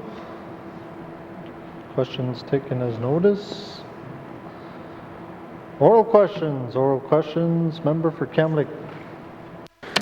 Thank you very much, Mr. Speaker. Mr. Speaker, I'd just like to gain a little bit of extra clarity. So, in relation to the good faith deposit, the GNWT has collected roughly $225,000. I'm wondering if there was an expense that the GNWT felt that they incurred by running the program that would justify keeping that. Thank you. Thank you, member for Kamloops. Minister responsible for Industry, Tourism and Investment. Or Finance. Mr. Speaker, there's always some expenses that get incurred when programs are administered through the government of the Northwest Territories. I'm sure there's no exception to this one, but unless I look back over the last 10 years and am able to actually reconcile expenses versus program benefits, I'm not going to be in a position. I certainly will do my best to go back to the department and see if we can provide that kind of reconciliation for the member. Thank you. Thank you, Minister. Oral questions. Member for Kamloops. Thank you very much, Mr. Speaker. Mr. Speaker, I would speculate that the expenses to the department would be in the form of salary dollars to people who would remain employed, whether or not somebody was participating in the program. I can say that there may be business owners in our communities who have been hurt by, not directly by the program, I will say, but by people not fulfilling their obligation to the agreement that was in relation to the program. And these people have not been compensated through the good faith deposit. And so what I'm wondering is if there is a mechanism for people or business owners within our communities to receive compensation on the from the good faith deposits. Thank you. Thank you, member for Kamloops. Minister responsible for Industry, Tourism and Investment. Thank you, Mr. Speaker. Mr. Speaker, it's a deposit, and it's a deposit that is regulating a relationship and a program between the department and an individual who is potentially going to immigrate here. And unfortunately, it's not a compensation mechanism. The compensation mechanism, when an agreement between private entities goes awry, is typically through the Department of Justice and through the court system or some other form of mediation or arbitration. You know, again, the service and the process of the Department of ITI with respect to this program is to try to provide supports to the businesses that are potentially moving here, to try to encourage that investment, try to encourage that growth in the community, in the business sector. You know, again, if there's a problem that arises between the two private entities, that is something that is not connected to this deposit. It unfortunately has to go through the same system as every other private dispute between parties. Thank you, Mr. Speaker. Thank you, Minister. Oral questions. Member for Kamloops. Thank you very much, Mr. Speaker. Mr. Speaker, I agree that immigration is a great thing, and I agree that the local business community is very excited to work with people who are coming to enrich the lives of Northerners and add to our economy. I don't agree, though, that the sole focus or the only focus in this case of ITI is to support people that are involved in the program, because ITI's job is to support also Northern entrepreneurs and Northerners who are trying to make it as business owners. And so what I'm wondering is, what does the Minister of ITI suggest as far as how local business owners protect themselves in these business dealings with people who are participating in the program, potentially not fulfilling their obligations under the agreement, and then going home because international litigation is very costly and not affordable to local entrepreneurs to take part in. So how does the Minister suggest that local entrepreneurs protect themselves in these business dealings? Thank you very much. Thank you, Member for Kamloops. Minister responsible for ITI. Thank you, Mr. Speaker. And, you know, Mr. Speaker, I'm glad to hear the comments around what makes it so positive to have a program like this. It is positive. I mean, there are labour shortages, there are gaps, and our business and business community here benefits from the strength and the diversity that we have by drawing people to the north to contribute to our economy. So it is a good thing. And, Mr. Speaker, we are no longer accepting these deposits. We are getting in line with what's happening in the rest of Canada and making ourselves a more attractive jurisdiction. When there is a business here from someone who is a new resident, well, you know, really, Mr. Speaker, I'm not sure it's my role to give business advice directly from the floor to the business community, you know, and we have a strong and a vibrant business community, and they know as well and better than me the steps that they can take to draft contracts, to do their own due diligence, to require deposits, to have prompt invoicing. I mean, there's a host of things that the business community can and needs to do, and it's no different whether they should be using that due diligence and that caution vis-a-vis a business or an individual who's through this program or any other business. So, you know, it's unfortunate if there's been a bad experience for someone with someone who may have been in the program. That is certainly not the story I want to hear of. Overall, Mr. Speaker, this program is overall a success. It's going to be hopefully even more successful by being more competitive without a deposit. And the Department of ITI provides a number of business supports, as do so many of other business institutions. So it's my sincere hope that as we go forward, our small business community will be benefited by this program in its new form. Thank you, Mr. Speaker. Thank you, Minister. Final supplementary, member for Kamloops. Thank you very much, Mr. Speaker. I appreciate the Minister's words, and I appreciate the fact that she does come from a very distinct legal background. I would like to suggest that, given that the North is definitely always looking for ways to build capacity and always looking for ways to empower local business owners, that potentially industry tourism and investment can put some weight behind helping build that strength within the northern business community to make sure that everybody has tools at their disposal to set themselves up for success. Thank you. Thank you, member for Kamloops. Minister responsible for ITI. Thank you, Mr. Speaker. Mr. Speaker, I hope we're ending on a good note, because I absolutely agree with that suggestion. I will definitely go back to the department and ensure that we are making available through our channels and through partners in the community, such as the chambers, information about how to run a business, how to do the due diligence, and how to ensure that when they enter into contracts with a new business, no matter where that business comes from, that they're doing so in a way that is going to be to the growth and the support of both of the businesses that are involved. And so yeah, I'm more than happy to take that back. Thank you, Mr. Speaker. Thank you, Minister. Oral questions. Member for Yellowknife North. Thank you, Mr. Speaker. Yesterday I asked a series of questions to the Minister of Lands, and he rightfully said some of them should go to EIA. And I apologize for my often frustration with the Minister of Lands, but it is a mandate issue. They often do not have the tools they need to resolve issues. Mr. Speaker, one of the responses from the Department of Lands was that an Indigenous government can get land outside of a formal land claim process by a lease application. I think the idea of asking an Indigenous government to lease their own land from us is insulting. So my question for the Premier is, can we develop a process to transfer land to Indigenous governments that is outside of the formal land claim process? A process I know we only plan on settling 2 agreements in the life of this Assembly. Thank you, Mr. Speaker. Thank you, Member for Yellowknife North. Honourable Premier. Thank you, Mr. Speaker. I'll start by saying that we did put in the mandate to settle 2 land claims in this government, but we're not only, if we can get 2, that's not where we're stopping. Just want to make sure they're clear with that. That's a goal. It doesn't mean the end. Yeah, you can get land outside of the formal land claim process. You know, land is transferred from lease to fee simple sometimes. However, you need to be careful because there may be conflicting interests, and land withdrawal are there for a reason. They're there to make sure that the land is guaranteed, so that when Indigenous governments sign their land claims, that they have that land there, and it's not a whole bunch of cabins all over the areas that is already given out for fee simple. So there is an application process that people can do, but it does really state the need to bring forward these land claim negotiations so that everybody knows where they stand. Thank you, Mr. Speaker.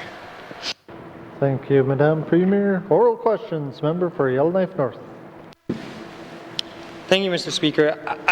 I imagine such a process requiring the consent of the Indigenous governments presently in negotiation. To me, that is how we would implement UNDRIP. That's how that would best work. But this is an issue even in settled areas. There are Indigenous governments up in the Gwich'in and Inuvialuit region where we've settled the claims who want access to land, and they can't get it because we go, no, we settled those claims. Going forward, the relationship with Indigenous governments should be the same as municipal governments. We will give them land when they access it, when they want it. So what I'm asking for the Minister of EIA is to develop a process guide of how we could do this. It's much the same to what we were doing for municipal affairs. Will the Minister or the Premier develop such a process? Thank you, Mr. Speaker. Thank you, Member for Yellowknife North. Honourable Premier.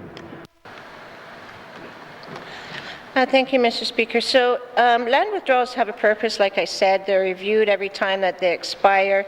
The goal of the land withdrawals are to preserve the encumbered land for eventual identification and selection in the land use process. I'm not going to commit to developing a strategy, Mr. Speaker, because there is kind of an unspoken strategy. There's 3 areas that is usually talked about with Indigenous governments and Government of Canada and the N.W.T, and it usually goes around royalties, land, and cash. And those are the 3 areas. That's the strategy, and Indigenous governments, as they move forward, they choose and pick what works best for their people. If you want that written out, I can write that out. Thank you, Mr. Speaker.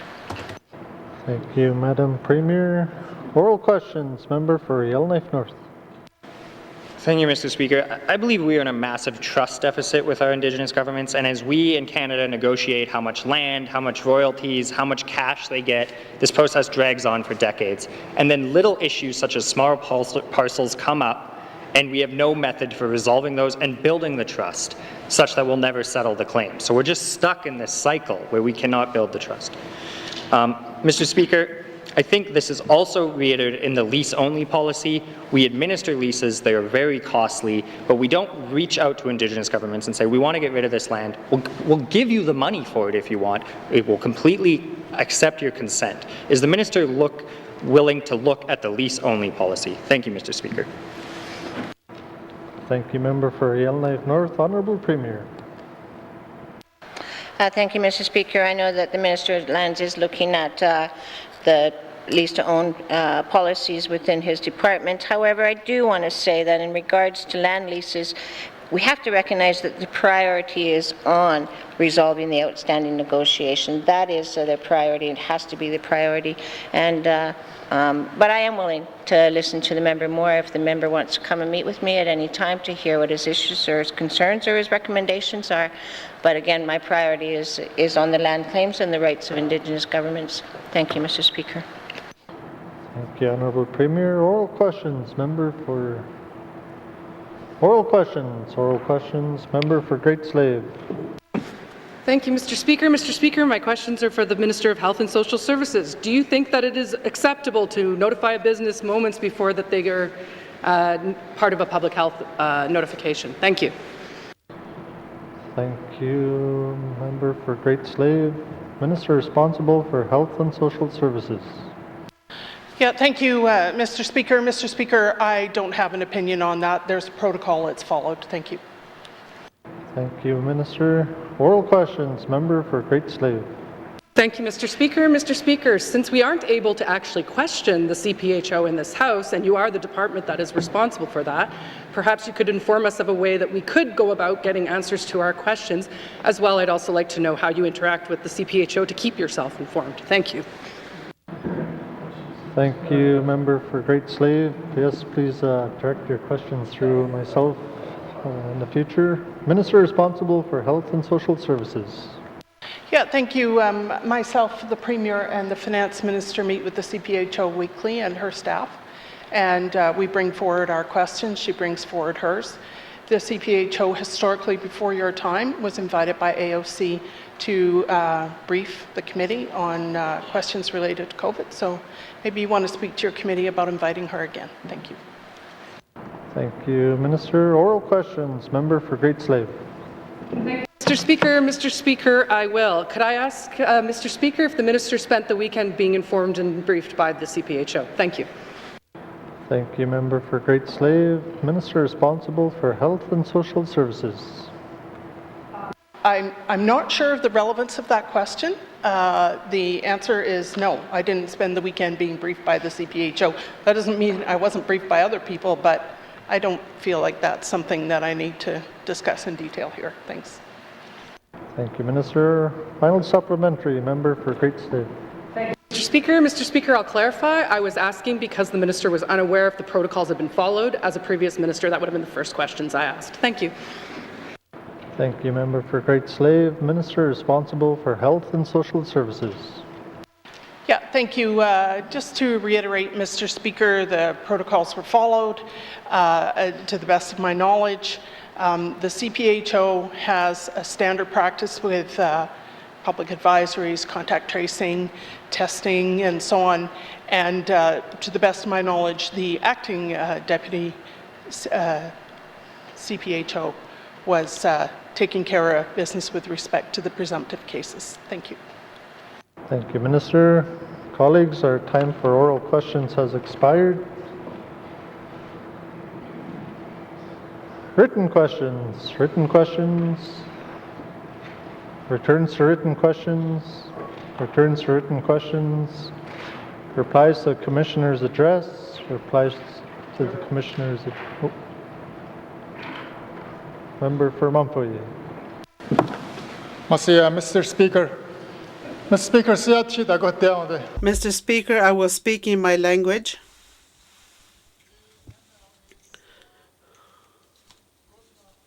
As an MLA, we have a lot of responsibility in this House. We are here to represent the 40,000 people in the Northwest Territories. And there's only 19 MLAs here. Some days, it's a very difficult job for myself. I've been here for almost 16 years. I really wanted to represent my people, so that is the reason why I am here. I know the operation of the government, and we want the best for our people. That is the reason why we ask questions. Some days it doesn't seem like we're getting the answer. Although we ask the right question, we don't get the right reply that we want. The government here, how they reply to the MLAs is not accurate sometimes. We ask questions to each other, and they reply to our questions. And also, we in turn return those answers to our people. And we tell our people that this is how we operate here, and this is the answer we get. So in the Northwest Territories, the people, the membership are waiting for our answers. So we always try to ask a question and we expect a reply. Sometimes getting that answer is very difficult from the ministers. If the ministers don't reply to our question, it's really hard to go forward and to give that information to our people that are asking these questions. We do have a new government in place, and at that time, we all agreed that we will work well together. And how is that coming along today? Mr. Speaker, it's been one whole year now. There's a lot of things that have happened since then, and now we are dealing with COVID-19. Back in March, there were 5 cases in the N.W.T. Ever since then, there's no cases since then. And this past Friday, there might be a potential cases in the N.W.T. So there's a lot of things that's happening around us with economic development, and the businesses are asking questions, and they're begging the government, and they're asking us as MLA, they are asking us these questions. They want changes. They want things to be changes in their communities and in the N.W.T, and the governments are not listening to us. Ever since we have COVID, there's a lot of questions out there. When we look at all this, we take our people's questions and forward to the government. They, the people, are the one that voted us all in here. It's not because we want to be here. It's because people asked me to be here, and they nominated me to be here. And whatever they want, whatever their concerns are, I bring it to this table and ask these questions. They write to us, they email us, they phone us with all their questions so that we could forward to the minister. That is our job, standing here to question the government. When we ask the government questions, they're supposed to give us an answer. Some days it seems like they just cut us off with no answer. That's not supposed to be the case here. I wonder what my elders are thinking, Mr. Speaker.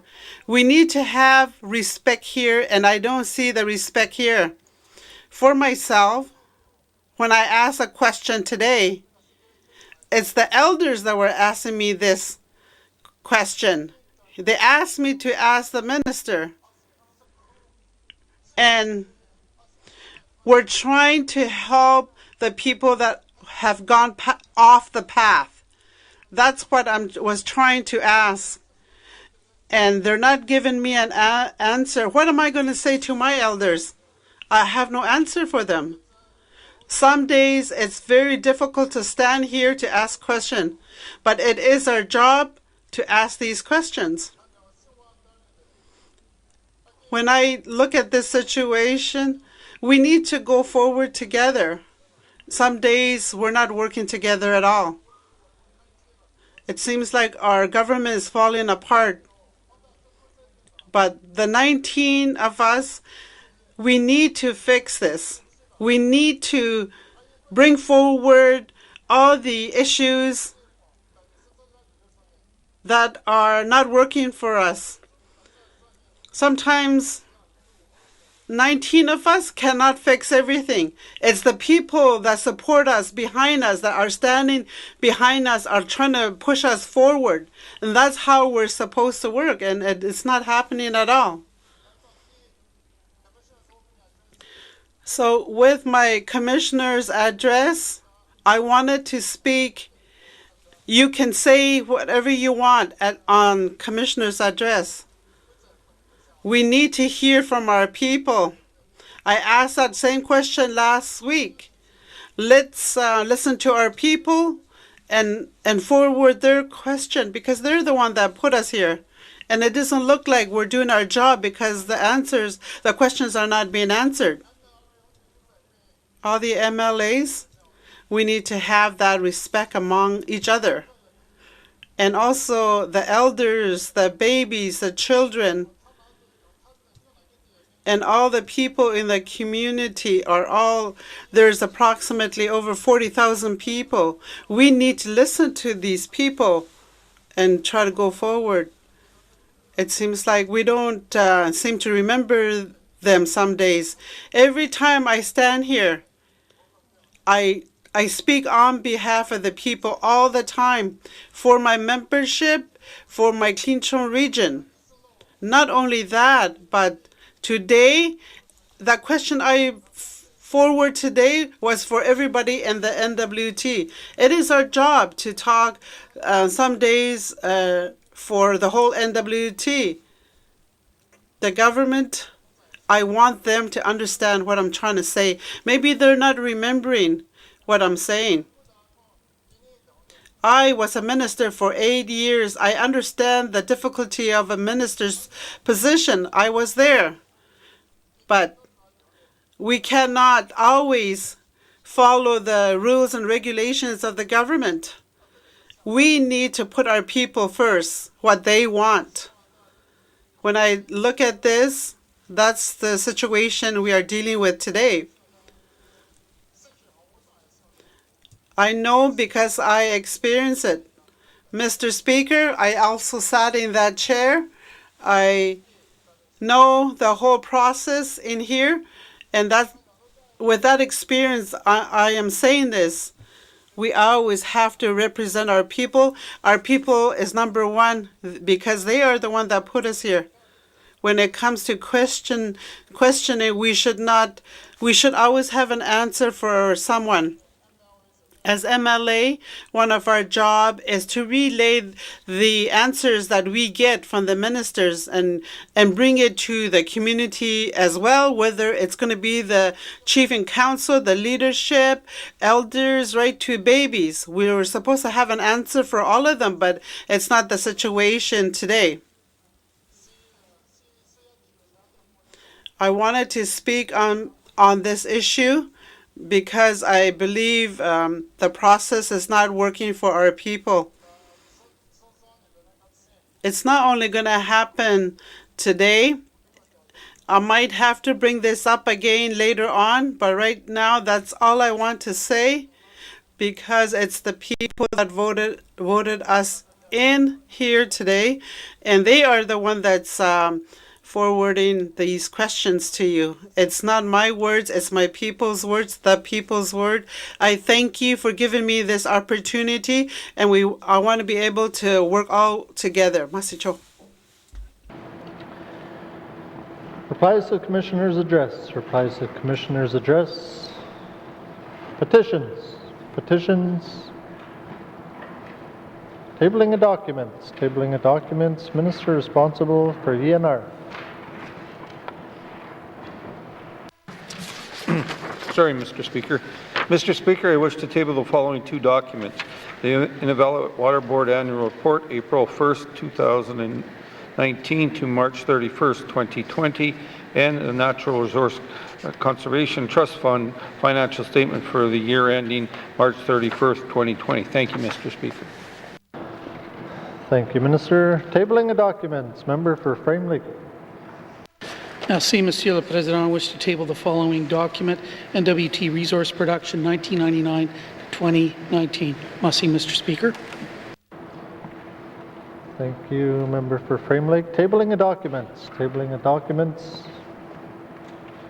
Notices of motion. Notices of motion. Member for N.W.T, sir. Mr. Speaker. Mr. Speaker, I give notice that on Thursday, October 22nd, 2020, I'll move the following motion. Now, therefore, I move, seconded by the Honourable Member for Haver North, that the following member be appointed to the Board of Management of this Assembly. The Honourable Shane Thompson, Member for Nahende. And further, that the following member be moved from the Board of Management as an alternate member. Ms. Katrina Knockley, Member for Great Slave. And that furthermore, that the Honourable Member for Deschaux, Mr. Ronald Bonnerouge, be appointed as Deputy Chair of Committee of the Whole. Mr. Speaker. Thank you, Member for N.W.T. Notices of motion. Notices of motion. Member for N.W.T. Mr. Speaker. Mr. Speaker, I give notice that on Thursday, October 22nd, 2020, I'll move the following motion as well. Now, therefore, I move, seconded by the Honourable Member for Haver North, that the following member be appointed to the Standing Committee on Economic Development and Environment. Ms. Katrina Knockley, Member for Great Slave. And further, that the following member be appointed to the Standing Committee on Government Operations. Mr. Ronald Bonnerouge, the Member for Deschaux. And further, that the following member be appointed to the Standing Committee on Social Development. Ms. Katrina Knockley, Member for Great Slave. Mr. Speaker. Thank you, Member for N.W.T. Notices of motion. Notices of motion. Motions.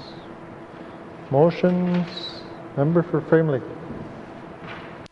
Merci, Monsieur le Président.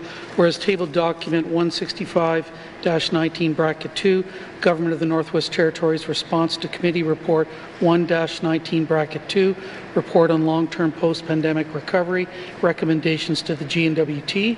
Table document 166-19-2, Government of the Northwest Territories Response to Committee Report 2-19-2, Report on Long-Term Post-Pandemic Recovery, Recommendations to the GNWT, and Table Document 167-19-2, Government of the Northwest Territories Response to Committee Report 3-19-2, Report on Long-Term Post-Pandemic Recovery, Recommendations to the GNWT have been tabled in this House, and whereas these responses require detailed consideration, now therefore I move, seconded by the member for Inuvik Twin Lakes, that table document 165-19-2, Government of the Northwest Territories Response to Committee Report 1-19-2, Report on Long-Term Post-Pandemic Recovery, Recommendations to the GNWT, Table Document 166-19-2, Government of the Northwest Territories Response to Committee Report 2-19-2,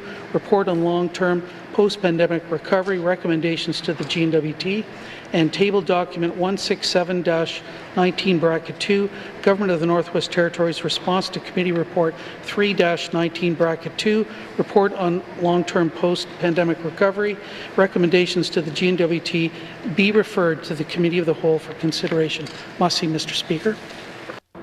Thank you. A motion is in order and non-debatable. All those in favour? All those opposed? Any abstentions? Motion is carried. Motions. Motions.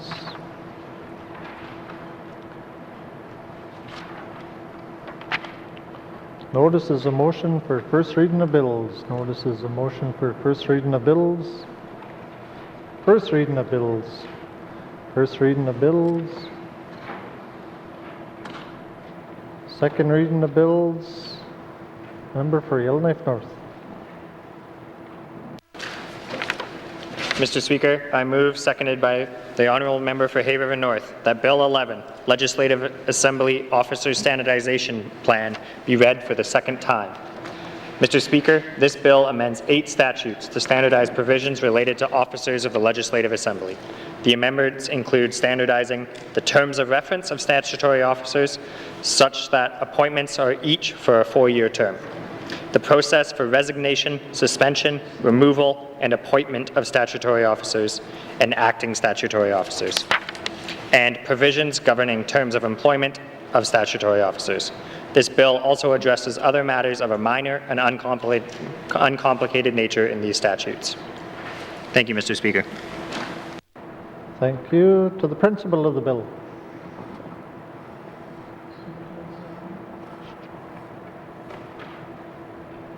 Mr. Speaker, seeking unanimous consent to waive Rule 73. Can we need a vote on it too? To the principle of the bill. Question has been called. All those in favour? All those opposed? Any abstentions? Motion is carried.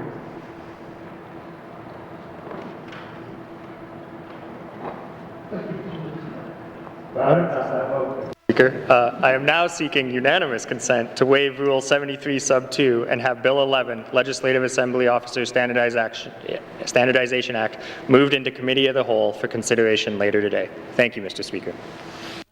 Thank you. The member is seeking unanimous consent to move Bill 11, Legislative Assembly Officers Standardization Act, moved into Committee of the Whole for consideration later today. Are there any nays? There are no nays. Bill 11 will be moved into Committee of the Whole. Thank you.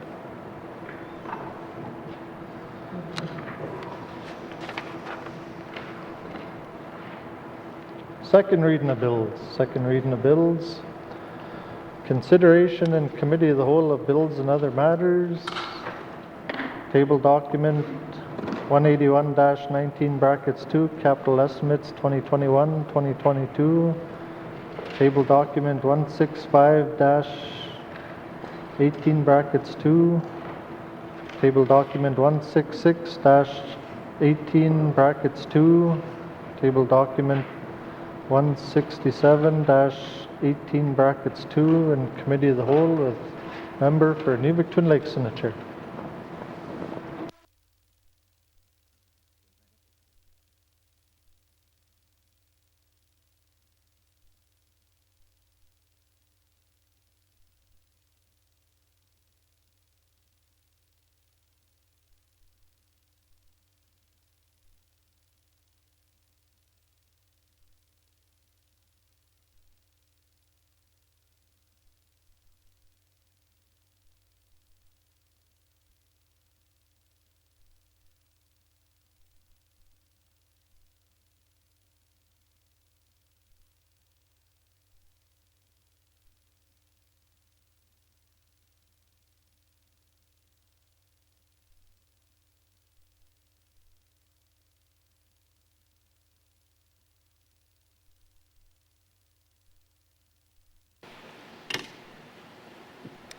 I now call Committee of the Whole to order. What is the wish of committee, Mr. Norn?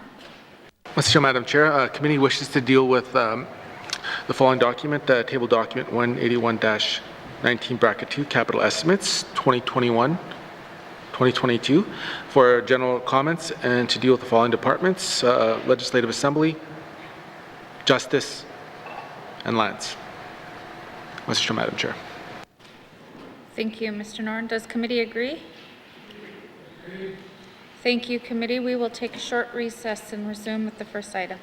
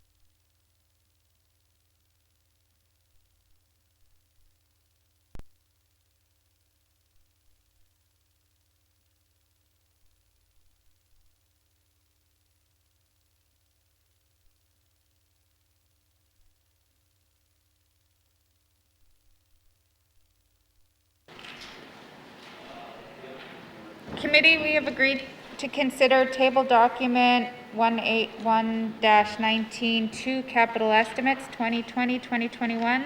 Does the Minister of Finance have any opening remarks?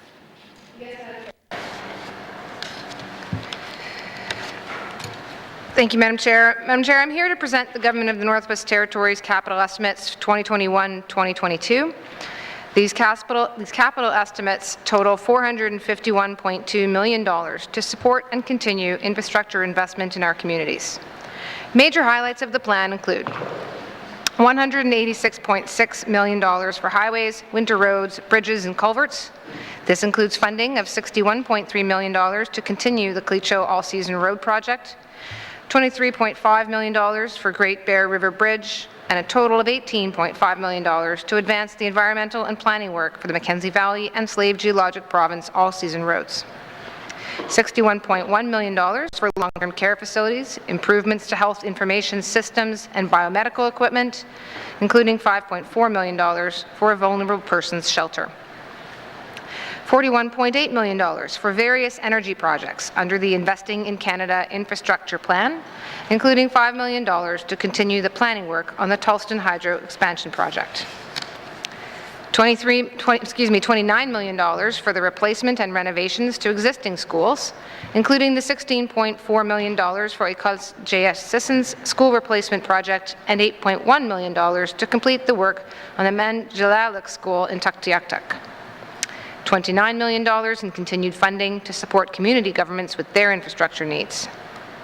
The overall capital spend is offset by $166 million in support from the federal government through various infrastructure programs, including $80.7 million from the Investing in Canada Infrastructure Plan, $39 million from the National Trade Corridors Fund, and $18 million from the Building Canada Fund. That concludes my opening comments, and I'm happy to answer questions that the members might have. Thank you, Minister of Finance. We've agreed to begin with general comments to the capital estimates. I will now open the floor for general comments. Member for Kamloops. Thank you very much, Madam Chair. I guess just some general comments on the capital plan or the capital acquisition plan as a whole. The plan that's before us is the largest capital acquisition plan that this Assembly has seen to date and represents quite a substantial amount of money.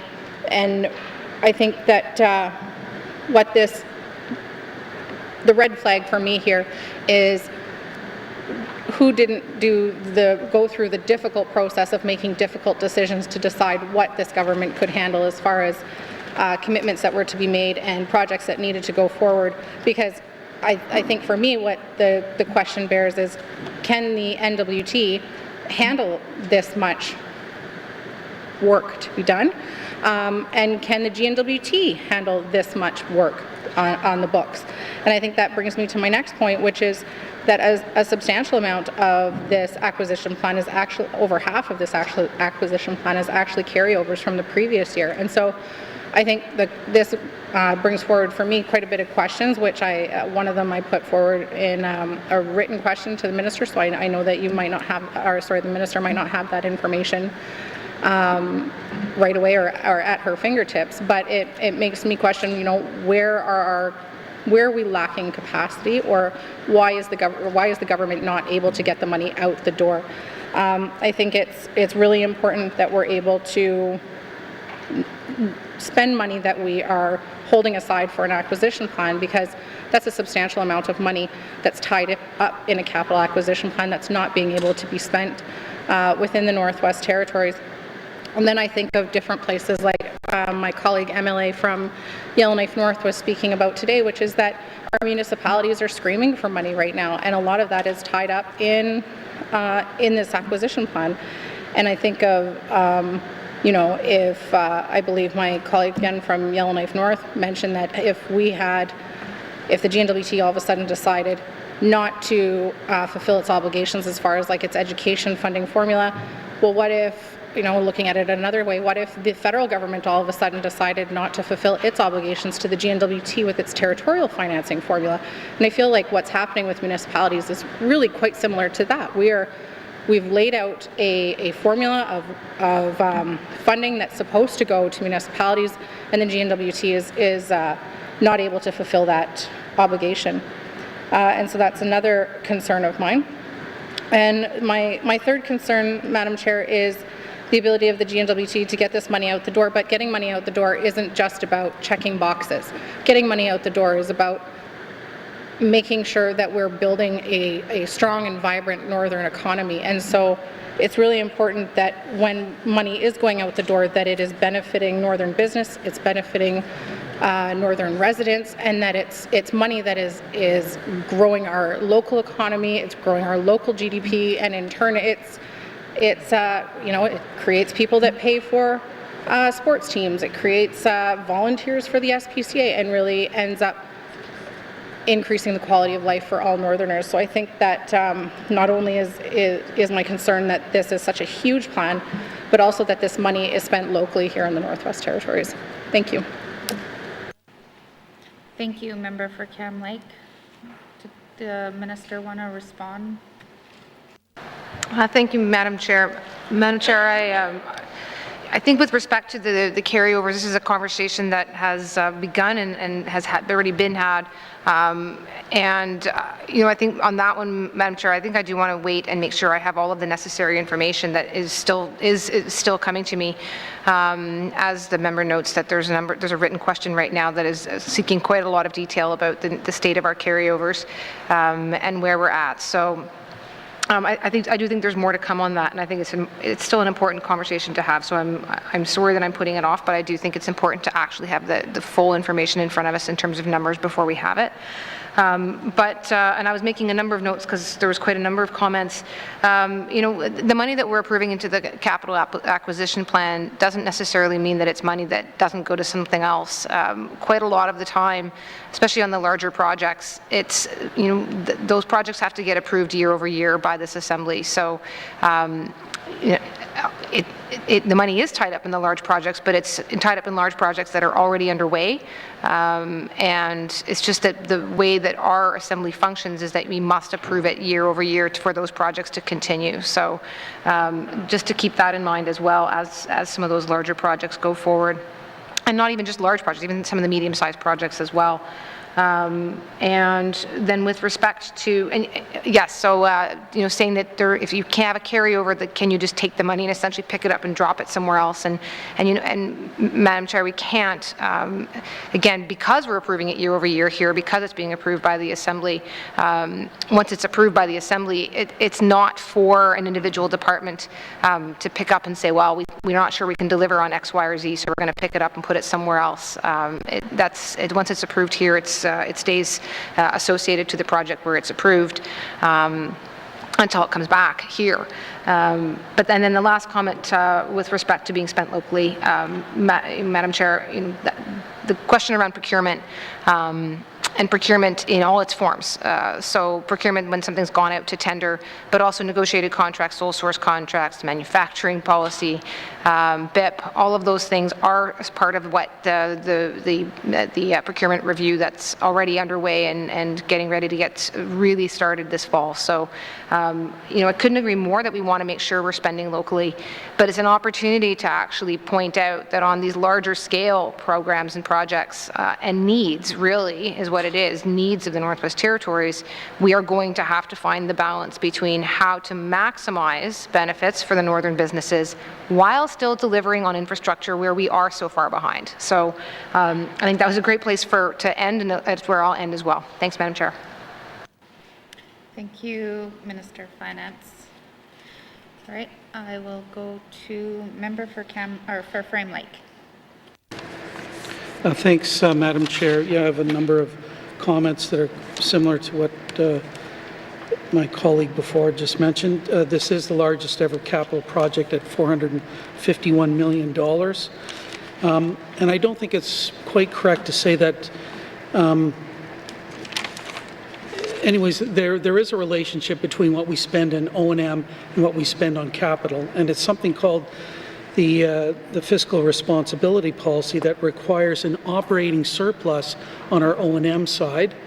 So programs and services, we have to have money left over from that to allow us to spend up to 50% of that on capital projects. So there is a relationship.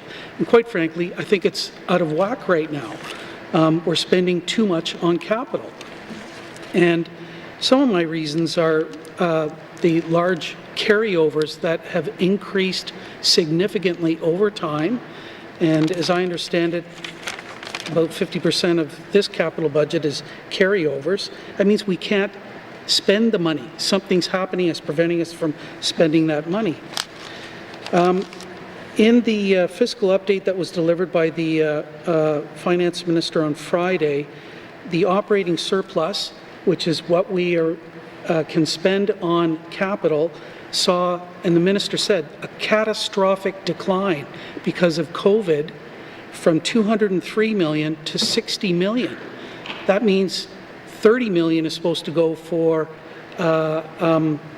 capital spending. Yeah, I guess we have some matching federal dollars in here somehow, but how do we make up the 140 million drop in the operating surplus and still have a $451 million capital estimates before us? I just don't get it. How do we make up that loss? We're going to have to go into debt? I just don't understand it. What we have seen in the 5 years that I've been here is an increase in our debt as a government. We've seen an increase in our borrowing limit with the federal government. The minister said on Friday that the borrowing limit, even though we just got it increased to $1.8 billion, there's only $538 million left in the borrowing limit.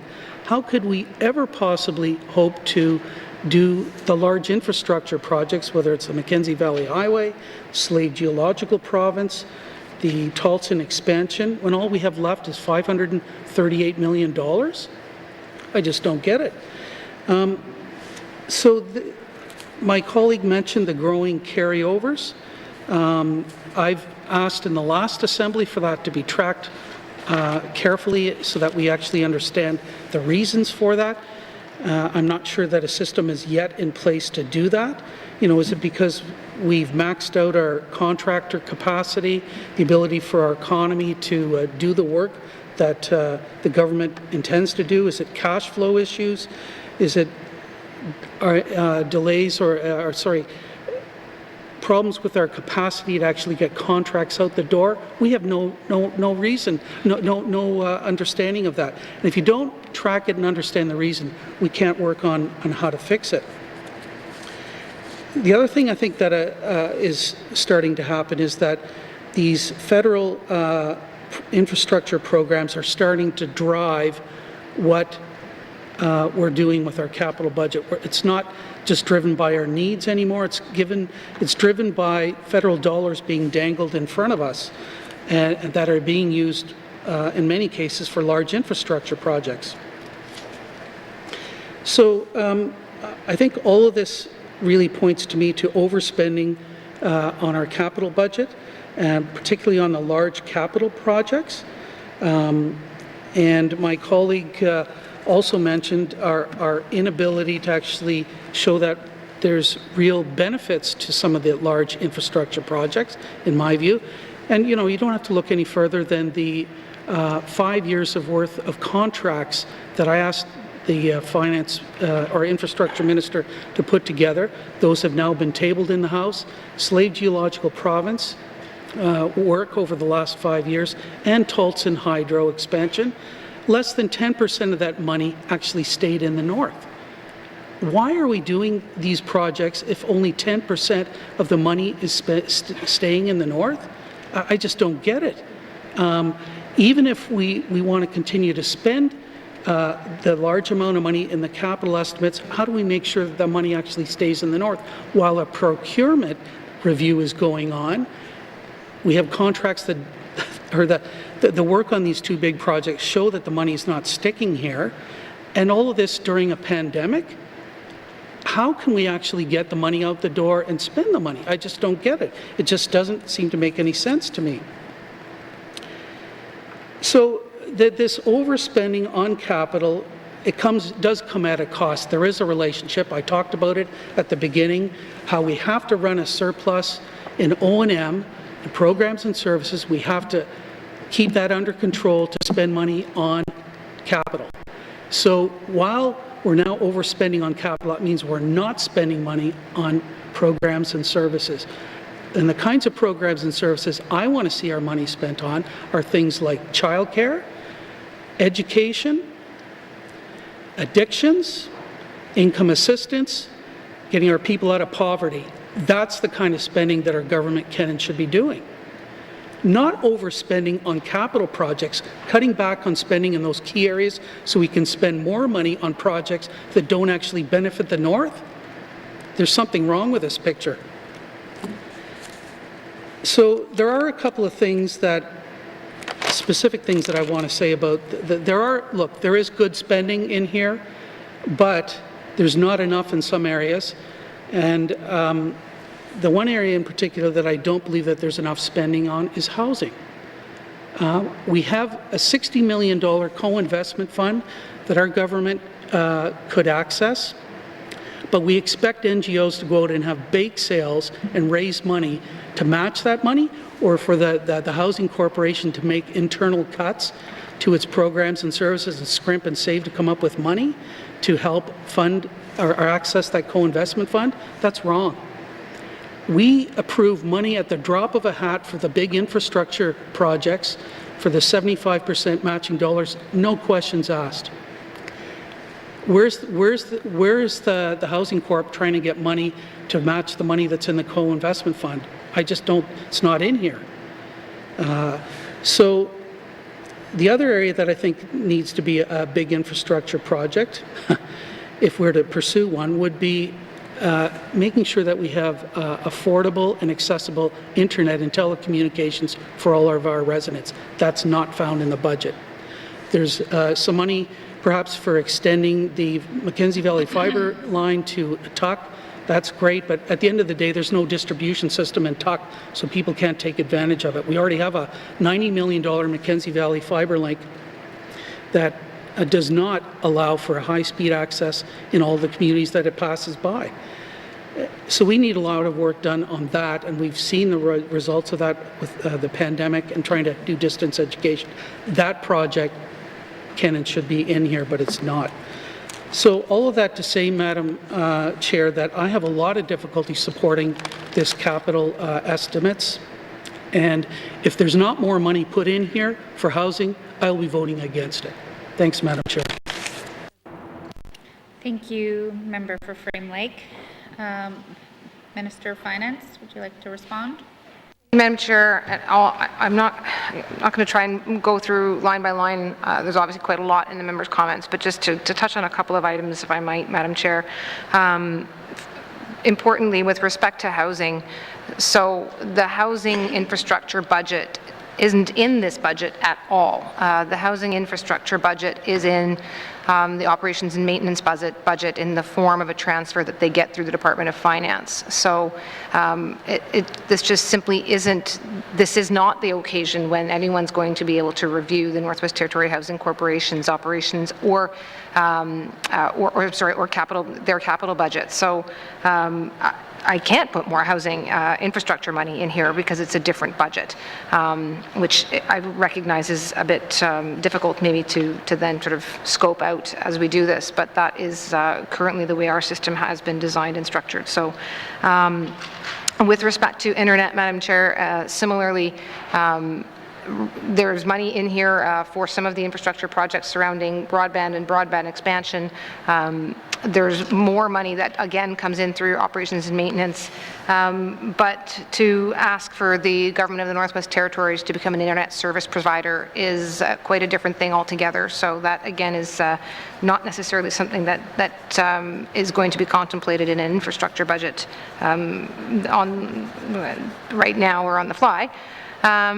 And then with respect, Madam Chair, to just why we're doing some of the big projects and the balance that's there, and to what extent it's federally driven. We are so far behind. We are, if I recall correctly, the farthest behind of every jurisdiction in terms of both the amount of infrastructure we have and in terms of the age of the infrastructure that we have. So, and that applies to the schools and to the housing center or health centers. It applies to our housing, applies to our roads. So, yes, these are large projects, and yes, some of that is federally driven, but I don't think it's for lack of need. Obviously we'll get through, each department will have to go through what their contribution is to making up that need. I wouldn't want to let it be, any mistake that every single project in here, there's some departmental need that's being met, and very often with federal dollars. Thank you, Madam Chair. Thank you, Minister. Member for Tunaday-Willowday.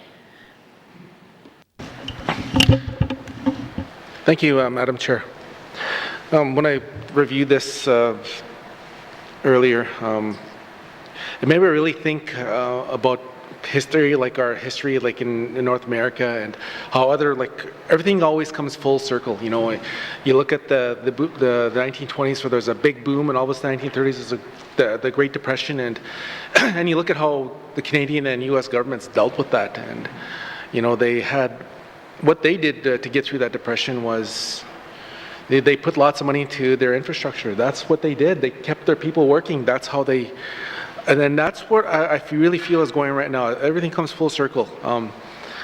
I agree with my colleague from Frame Lake and a lot of his comments, but I think a lot of it right now, I think we're going to have to go in that direction, is to start moving in that direction for our infrastructure and start catching up where we can. And not to sit here and complain. I'm always going to, when I talk about these things, I'll try to find some solutions. And for me, I really think that we really need to get our northern businesses involved, like more, like 10%. That means 90% of our monies are going south. That's insane. I really believe that we have lots of talent in the north, and we really need to capture that and to doing whatever we can. I've been saying it like a mantra, keeping the money in the north. And it's going to require some policy reform, I believe, in terms of business BIP and that sort of thing. And the way I look at it is, it may seem like a big mountain right now, and the way I look at it, it's like, how do you eat a bull moose? One small bite at a time. And that's how we got to look at things like the business incentive policy. That's how we got to look at this and doing what we can, because right now we're not treating it with the urgency that it deserves. I want to get this is something I think we could get ahead of in the life of this assembly, and working with our Indigenous partners, their business arms, and for me, I think there should be a pecking order.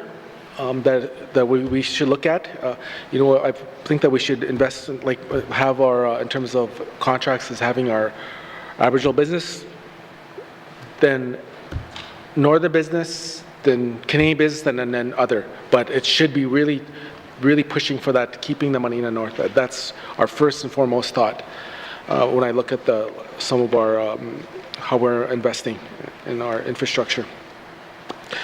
And going back to that, I looked at some of the items here. I looked at the funding some of the schools and stuff. It's really, I'm really happy, and I don't want to sound like I'm anti-Yellowknife, because I'm not. My girls go to school here, but in the riding, I serve in Tunaday-Willowday, covers Dilo, Deda, Lutska, and Res, and I'm happy some of the schools are going to be, some work is going to be done in the schools, but I think that there's some retrofits that need to be done in Dilo. They don't even have a proper gym there.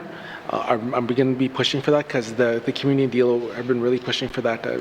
The other schools in the Yellowknife area get to look at their nice big gyms with their banners up on the wall, and the various sports that their kids can celebrate, but they can't do that, and it's just down the road here, and that kind of bothers me. Our school in Denny New Quay has been a while. It's been a while since there's any been sort of made, it's a very old building, and that got me thinking. So with that, I think Right now, I'm not satisfied with what I'm seeing right now. And I'm with my colleague from Fram Lake. I'm not going to be voting on the way it is right now unless there's some significant changes. And again, we're going to be discussing it in the next little while, but we'll get to that when the time comes. So with that, message on, Madam Chair. Thank you, Member for Trinidad Willowday. Minister of Finance, would you like to respond? Madam Chair, the $451 million proposed capital budget brings with it 990 estimated full-time equivalent jobs. So, there is quite a lot of potential here to really have a significant impact at a time when, as the member has just pointed out, there's been a lot of concern around economic downturn. So, this plan does have a lot of possibility in it. We've broken it down in different ways between different communities. The goal isn't to spread the dollars in some sort of fashion where we parse it out by community, but to ensure that every community's needs are being met. With respect to schools, for example, using a framework of understanding where those needs are and trying to address the most critical ones first. So, there's always needs. There's so many needs. As I said in my last response, we're so far behind in our infrastructure that every community is going to have needs, and we're doing our best to catch up. So, obviously, the point of having it on the floor is for us to have that debate and have that balance and make sure we try to not overlook a need and try to hit as many needs as quickly as possible. Thank you, Madam Chair. Thank you, Minister. Are there any further general comments? Member for Yellowknife North. Thank you, Madam Chair. I echo many of the comments made by my colleagues. And when I look at what we're planning to spend on infrastructure, we're spending $450 million this year, then it's going to decline to 364. 282, 275. It's clear we're planning to decline our infrastructure investment because, as the Minister points out, our operating surplus is declining. We're marching towards our debt wall, and we're expected to hit the second debt ceiling we asked for in this Assembly. And I guess what this reflects is it's a cabinet presenting a budget where hard decisions have not been made. I recognize that this cabinet inherited a capital budget with over half of it being carryovers. That's not a great position to be in. I recognize we passed one budget and the agreement was it was largely a status quo budget.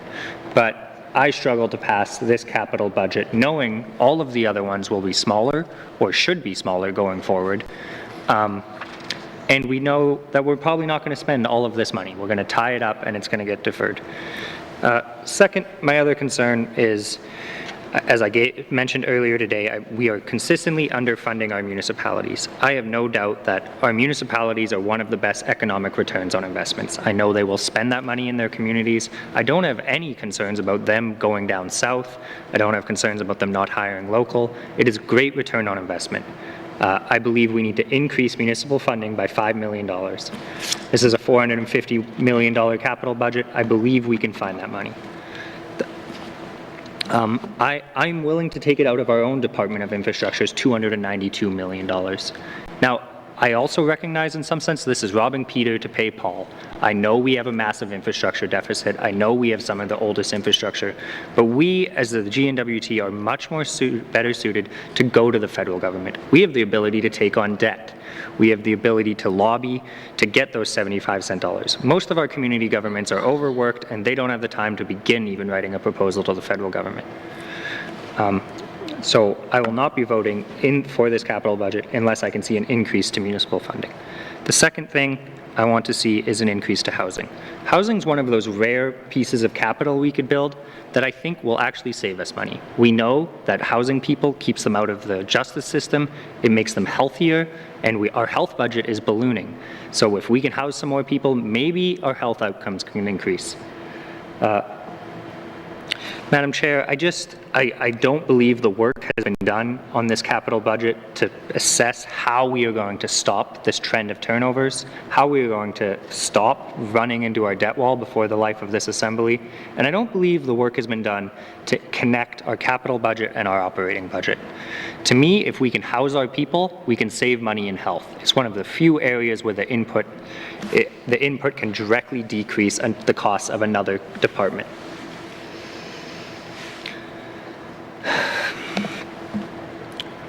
Lastly,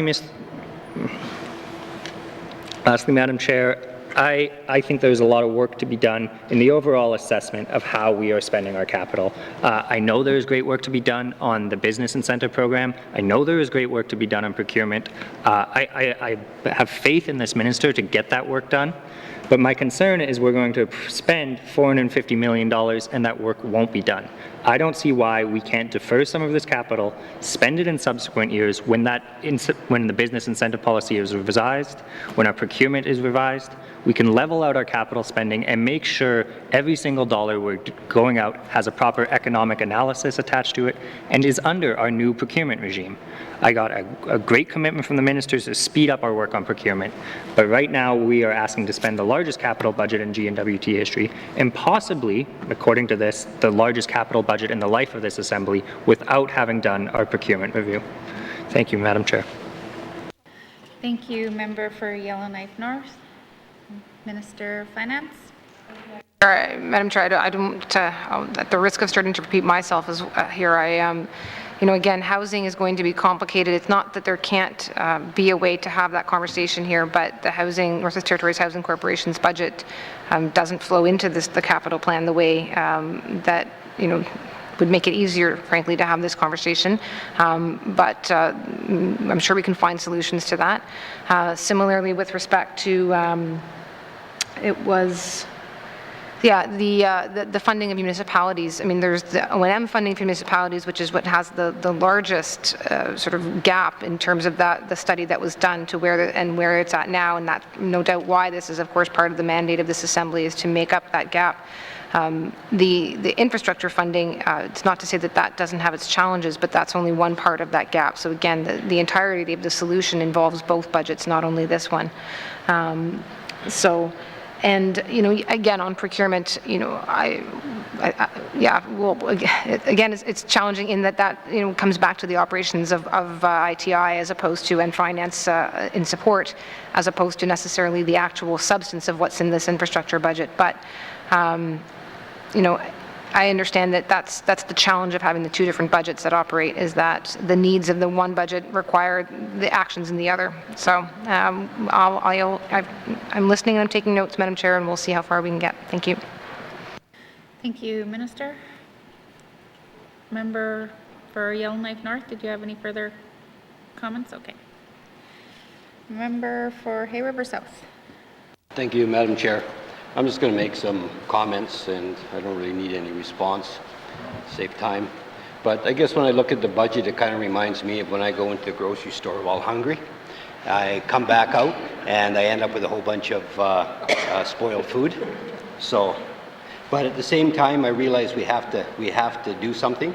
And, you know, the reality of the North is that we do have limited resources here, you know, with respect to businesses and workers. And, you know, we keep saying that we want northern businesses to get all the work. We want all our people to be working. And we do have enough, there's enough in here to keep us going probably for years. But we have to also be real about you know, the capacity of the North. So I think that's important when we're looking at this budget, these capital projects. We have to make sure that, you know, what I'd like to see is that we focus on areas that we're deficient in, and, you know, and there's things in there already, like, you know, well, we do know we need municipal infrastructure. We need, it'd be nice to see some tourism facilities, like maker spaces. One important thing is long-term care facilities, very much needed, especially in Hay River. We got, you know, and the other thing is treatment centers. You know, we talk about it, but, you know, it's always better to put them down south. So those are some of the areas that you know, we should be looking at as well. With respect to contracts, you know, I'd like to see them, you know, broken down to where smaller businesses can actually have a piece of them. That's one complaint I get quite a bit, is that they don't have that opportunity. And the other thing to ensure is that when we're looking at these capital projects, that we consider the training component as well. You know, we always have that opportunity to ensure that, like, some of them will go on, and, you know, in 2, 3, 4 years we'll have tradespeople, which we drastically need here in the North. I know that, you know, personally from being in business, and So, you know, we throw this out there. You know, there's lots in there. We all want to see, you know, maybe funds put in different areas. We want to see different projects. We want projects for our communities. But at the same time, we have to make sure we're doing what our people need at this moment in time, and concentrate on that. So I think that, you know, I just asked the minister to in cabinet to look at that and consider where our needs really are with respect to this. Thank you, Madam Chair. Thank you, Member for Hay River South. Are there any further questions or general comments to the capital budget? Member for Great Slave. I'm just going to say I think we need more infrastructure, and I'd like to see the Dempster and ITH rehab in here as well. Thanks. Thank you, Member for Great Slave. Minister of Finance, did you want to respond to that? Down, Madam Chair. Thank you. Are there any further general comments to the capital budget estimates? All right. Seeing no further general comments, we will proceed.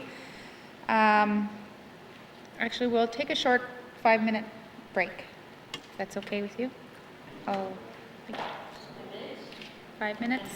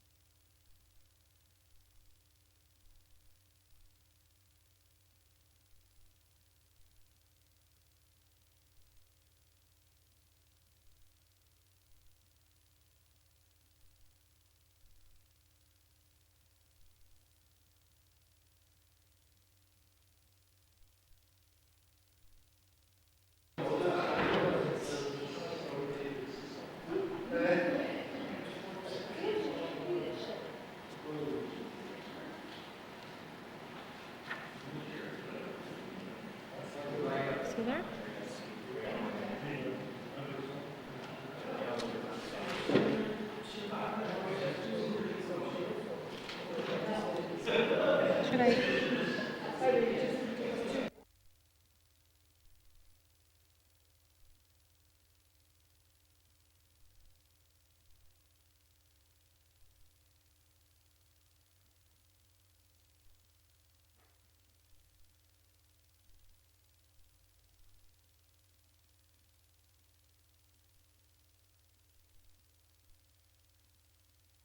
All right, we will now call this committee back to order. The committee has agreed to begin with the review of the Legislative Assembly. Mr. Speaker, do you wish to bring in any witnesses? Oh.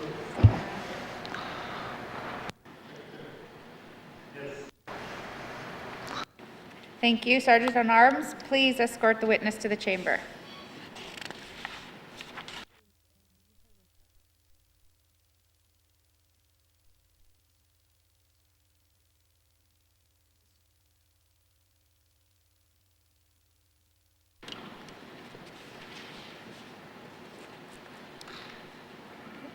Would the Speaker please introduce his witnesses?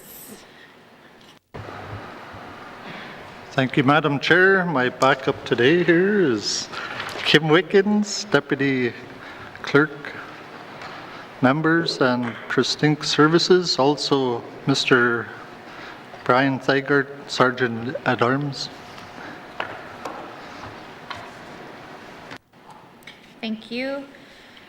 I will now open the floor to general comments on the Legislative Assembly. Seeing there are no further comments, does committee agree to proceed to the detail contained in the table document? Committee, we will defer department totals and review the estimates by activity beginning on page 8. Legislative Assembly, Office of the Clerk, Infrastructure Investments, 110,000. Oh, sorry. Any comments? Member for Yellowknife North. Thank you, Madam Chair. I have no issue with the $110,000 allocated here, and replacement of a chiller. It appears to be necessary infrastructure.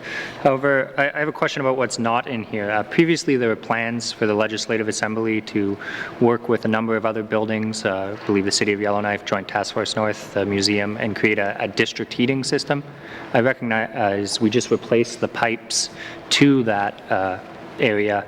Was any work done on that, or are there any plans to advance that capital project? Thank you, Madam Chair. Thank you, Member for Yellowknife North. Mr. Speaker. Thank you, Madam Chair. I'll just let our Sergeant at Arms update the member. Thank you. Thank you, Mr. Speaker. Mr. Thurgard. Thank you, Madam Chair. So no work has been done with regards to the district heating system. We looked into the cost-benefit analysis of doing that work, and it didn't seem feasible given the distance. There was talk about having a central heating system located closer to the city side, and the distance from there to here, it just didn't, the numbers just didn't work out. And we have a pellet boiler here that we're utilizing and saving costs and offsetting greenhouse gas emissions already anyway. So. Thank you. Any further questions? Nothing for you? Okay. Any other questions or comments on the Legislative Assembly capital estimates? All right. Seeing none, Legislative Assembly, Office of the Clerk, Infrastructure Investments, $110,000. Does committee agree? Thank you, members. Please return now to the departmental summary found on page 7. Legislative Assembly 2021-2022 capital estimates $110,000. Does committee agree? Thank you. Does committee agree that that the consideration of the Legislative Assembly is complete? Thank you. Thank you, Mr. Speaker. Sergeant at Arms, please escort the witnesses out of the chamber.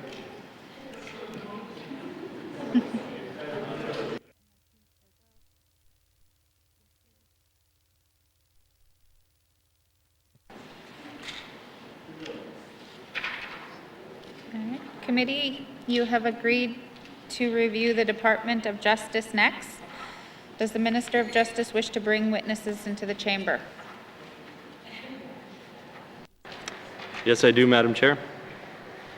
Thank you. Sergeant at Arms, please escort the witnesses into the chamber.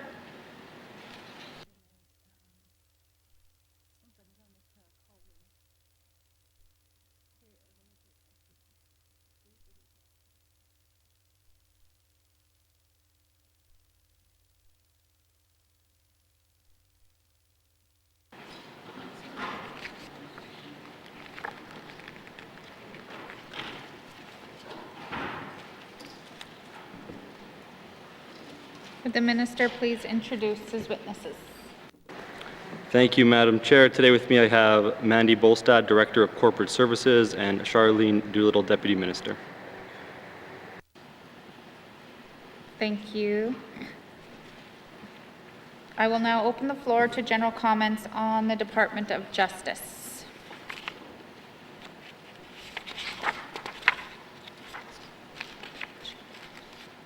Member for Cam Lake. Thank you very much, Madam Chair. I'm just wondering if the GNWT, when requesting bids or tenders or contracts for vehicles, are specific to the make and model of the vehicle, or if they leave it open so that different suppliers are able to bid on the contract and not just, for example, Ford or GM or Dodge, and so that it's a little bit more open and different businesses can bid on the contract. Thank you. Thank you, Member. Minister? Thank you, Madam Chair. For that level of detail, I would like to ask Ms. Bolstad to respond. Thank you, Minister. Ms. Bolstad? Thank you, Madam Chair. The department just identifies the detailed specs for the vehicle, not the make or model necessarily. It's just the security and requirements around the vehicle. Thank you, Madam Chair. Thank you, Ms. Bolstad. Member for Cam Lake? Nothing. Are there any other general comments to the Department of Justice? If there are no further comments, does committee agree to proceed to the detail contained in the table document? Committee, we will defer the department totals and review the estimates by activity summary beginning at page 51. Corrections with information items on page 52. General comments?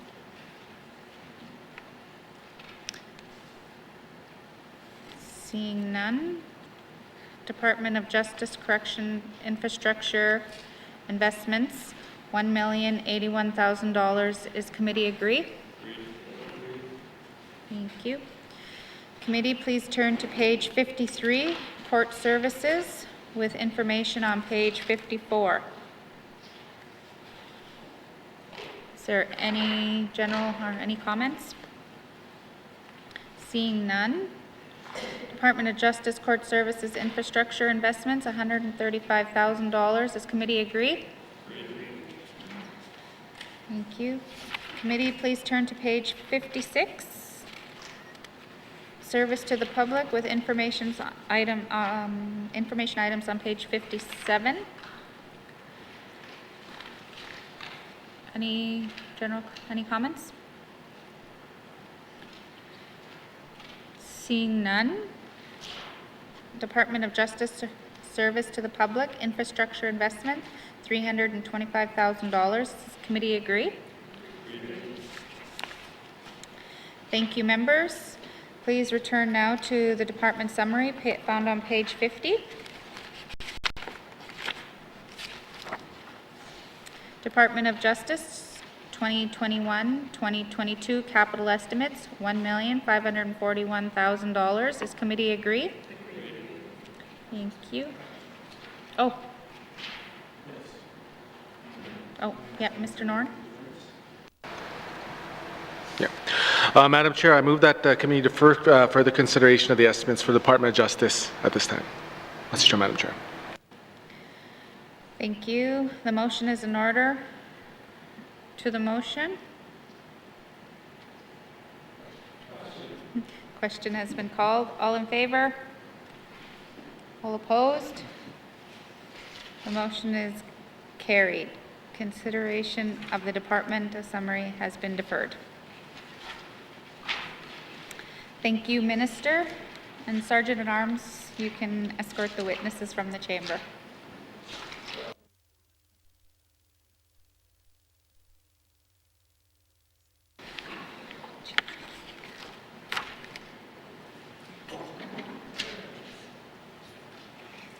Committee, you've agreed to review the Department of Lands next.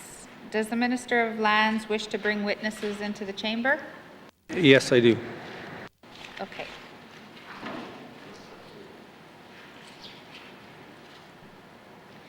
Sergeant at Arms, please escort the witnesses to the chamber.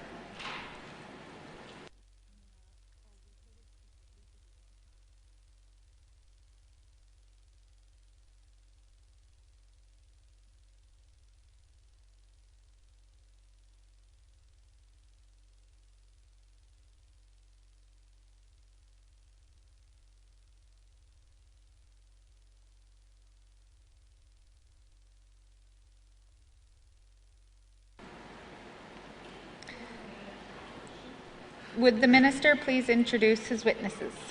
Thank you, Madam Chair. Kathleen McDonald, Director of Finance and Administration, and Blair Chapman, Assistant Deputy Minister of Operations. Thank you. Thank you, Minister.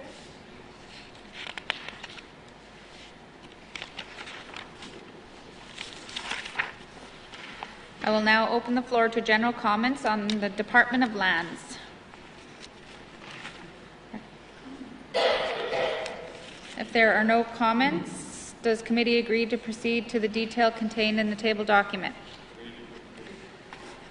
Committee, we will defer the departmental totals and review the estimates by activity summary beginning at page 59. Corrections with information items on page 60. Operations. Sorry. Questions? Comments?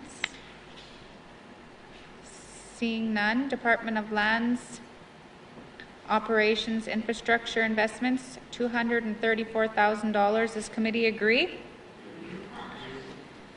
Thank you, members. Please return now to Department Summary found on page 58.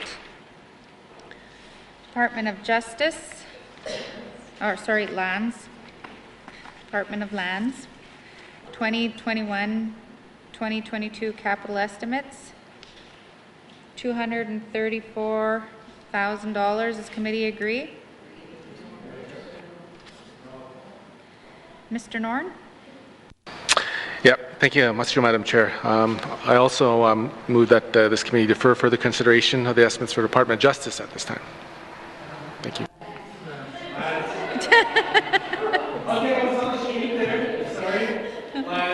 My apologies. The motion is in order. To the motion? Question has been called. All in favor? All opposed? The motion is carried. Consideration of the department summary has been deferred. Thank you, Minister, and Sergeant at Arms, please escort the witnesses from the chamber.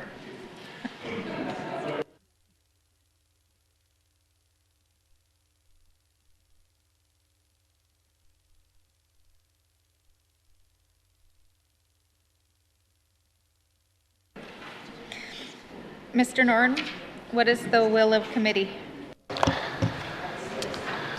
Madam Chair, I move that the Chair rise and report progress. The motion is in order and is non-debatable. All those in favor? Opposed?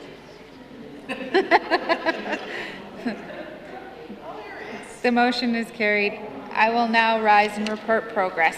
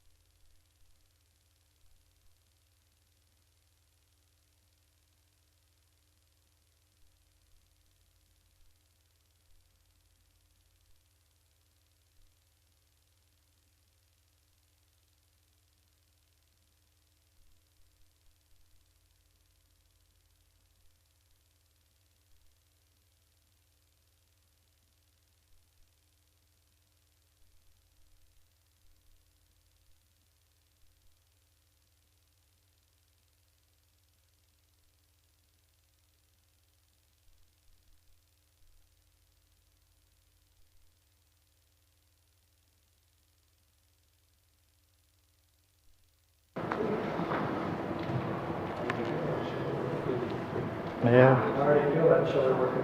have the report of the Committee of the Whole, member for Twin Lakes. Mr. Speaker, your committee has been considering table document 181-19 brackets 2 capital estimates 2021-2022 and would like to report progress with 2 motions carried.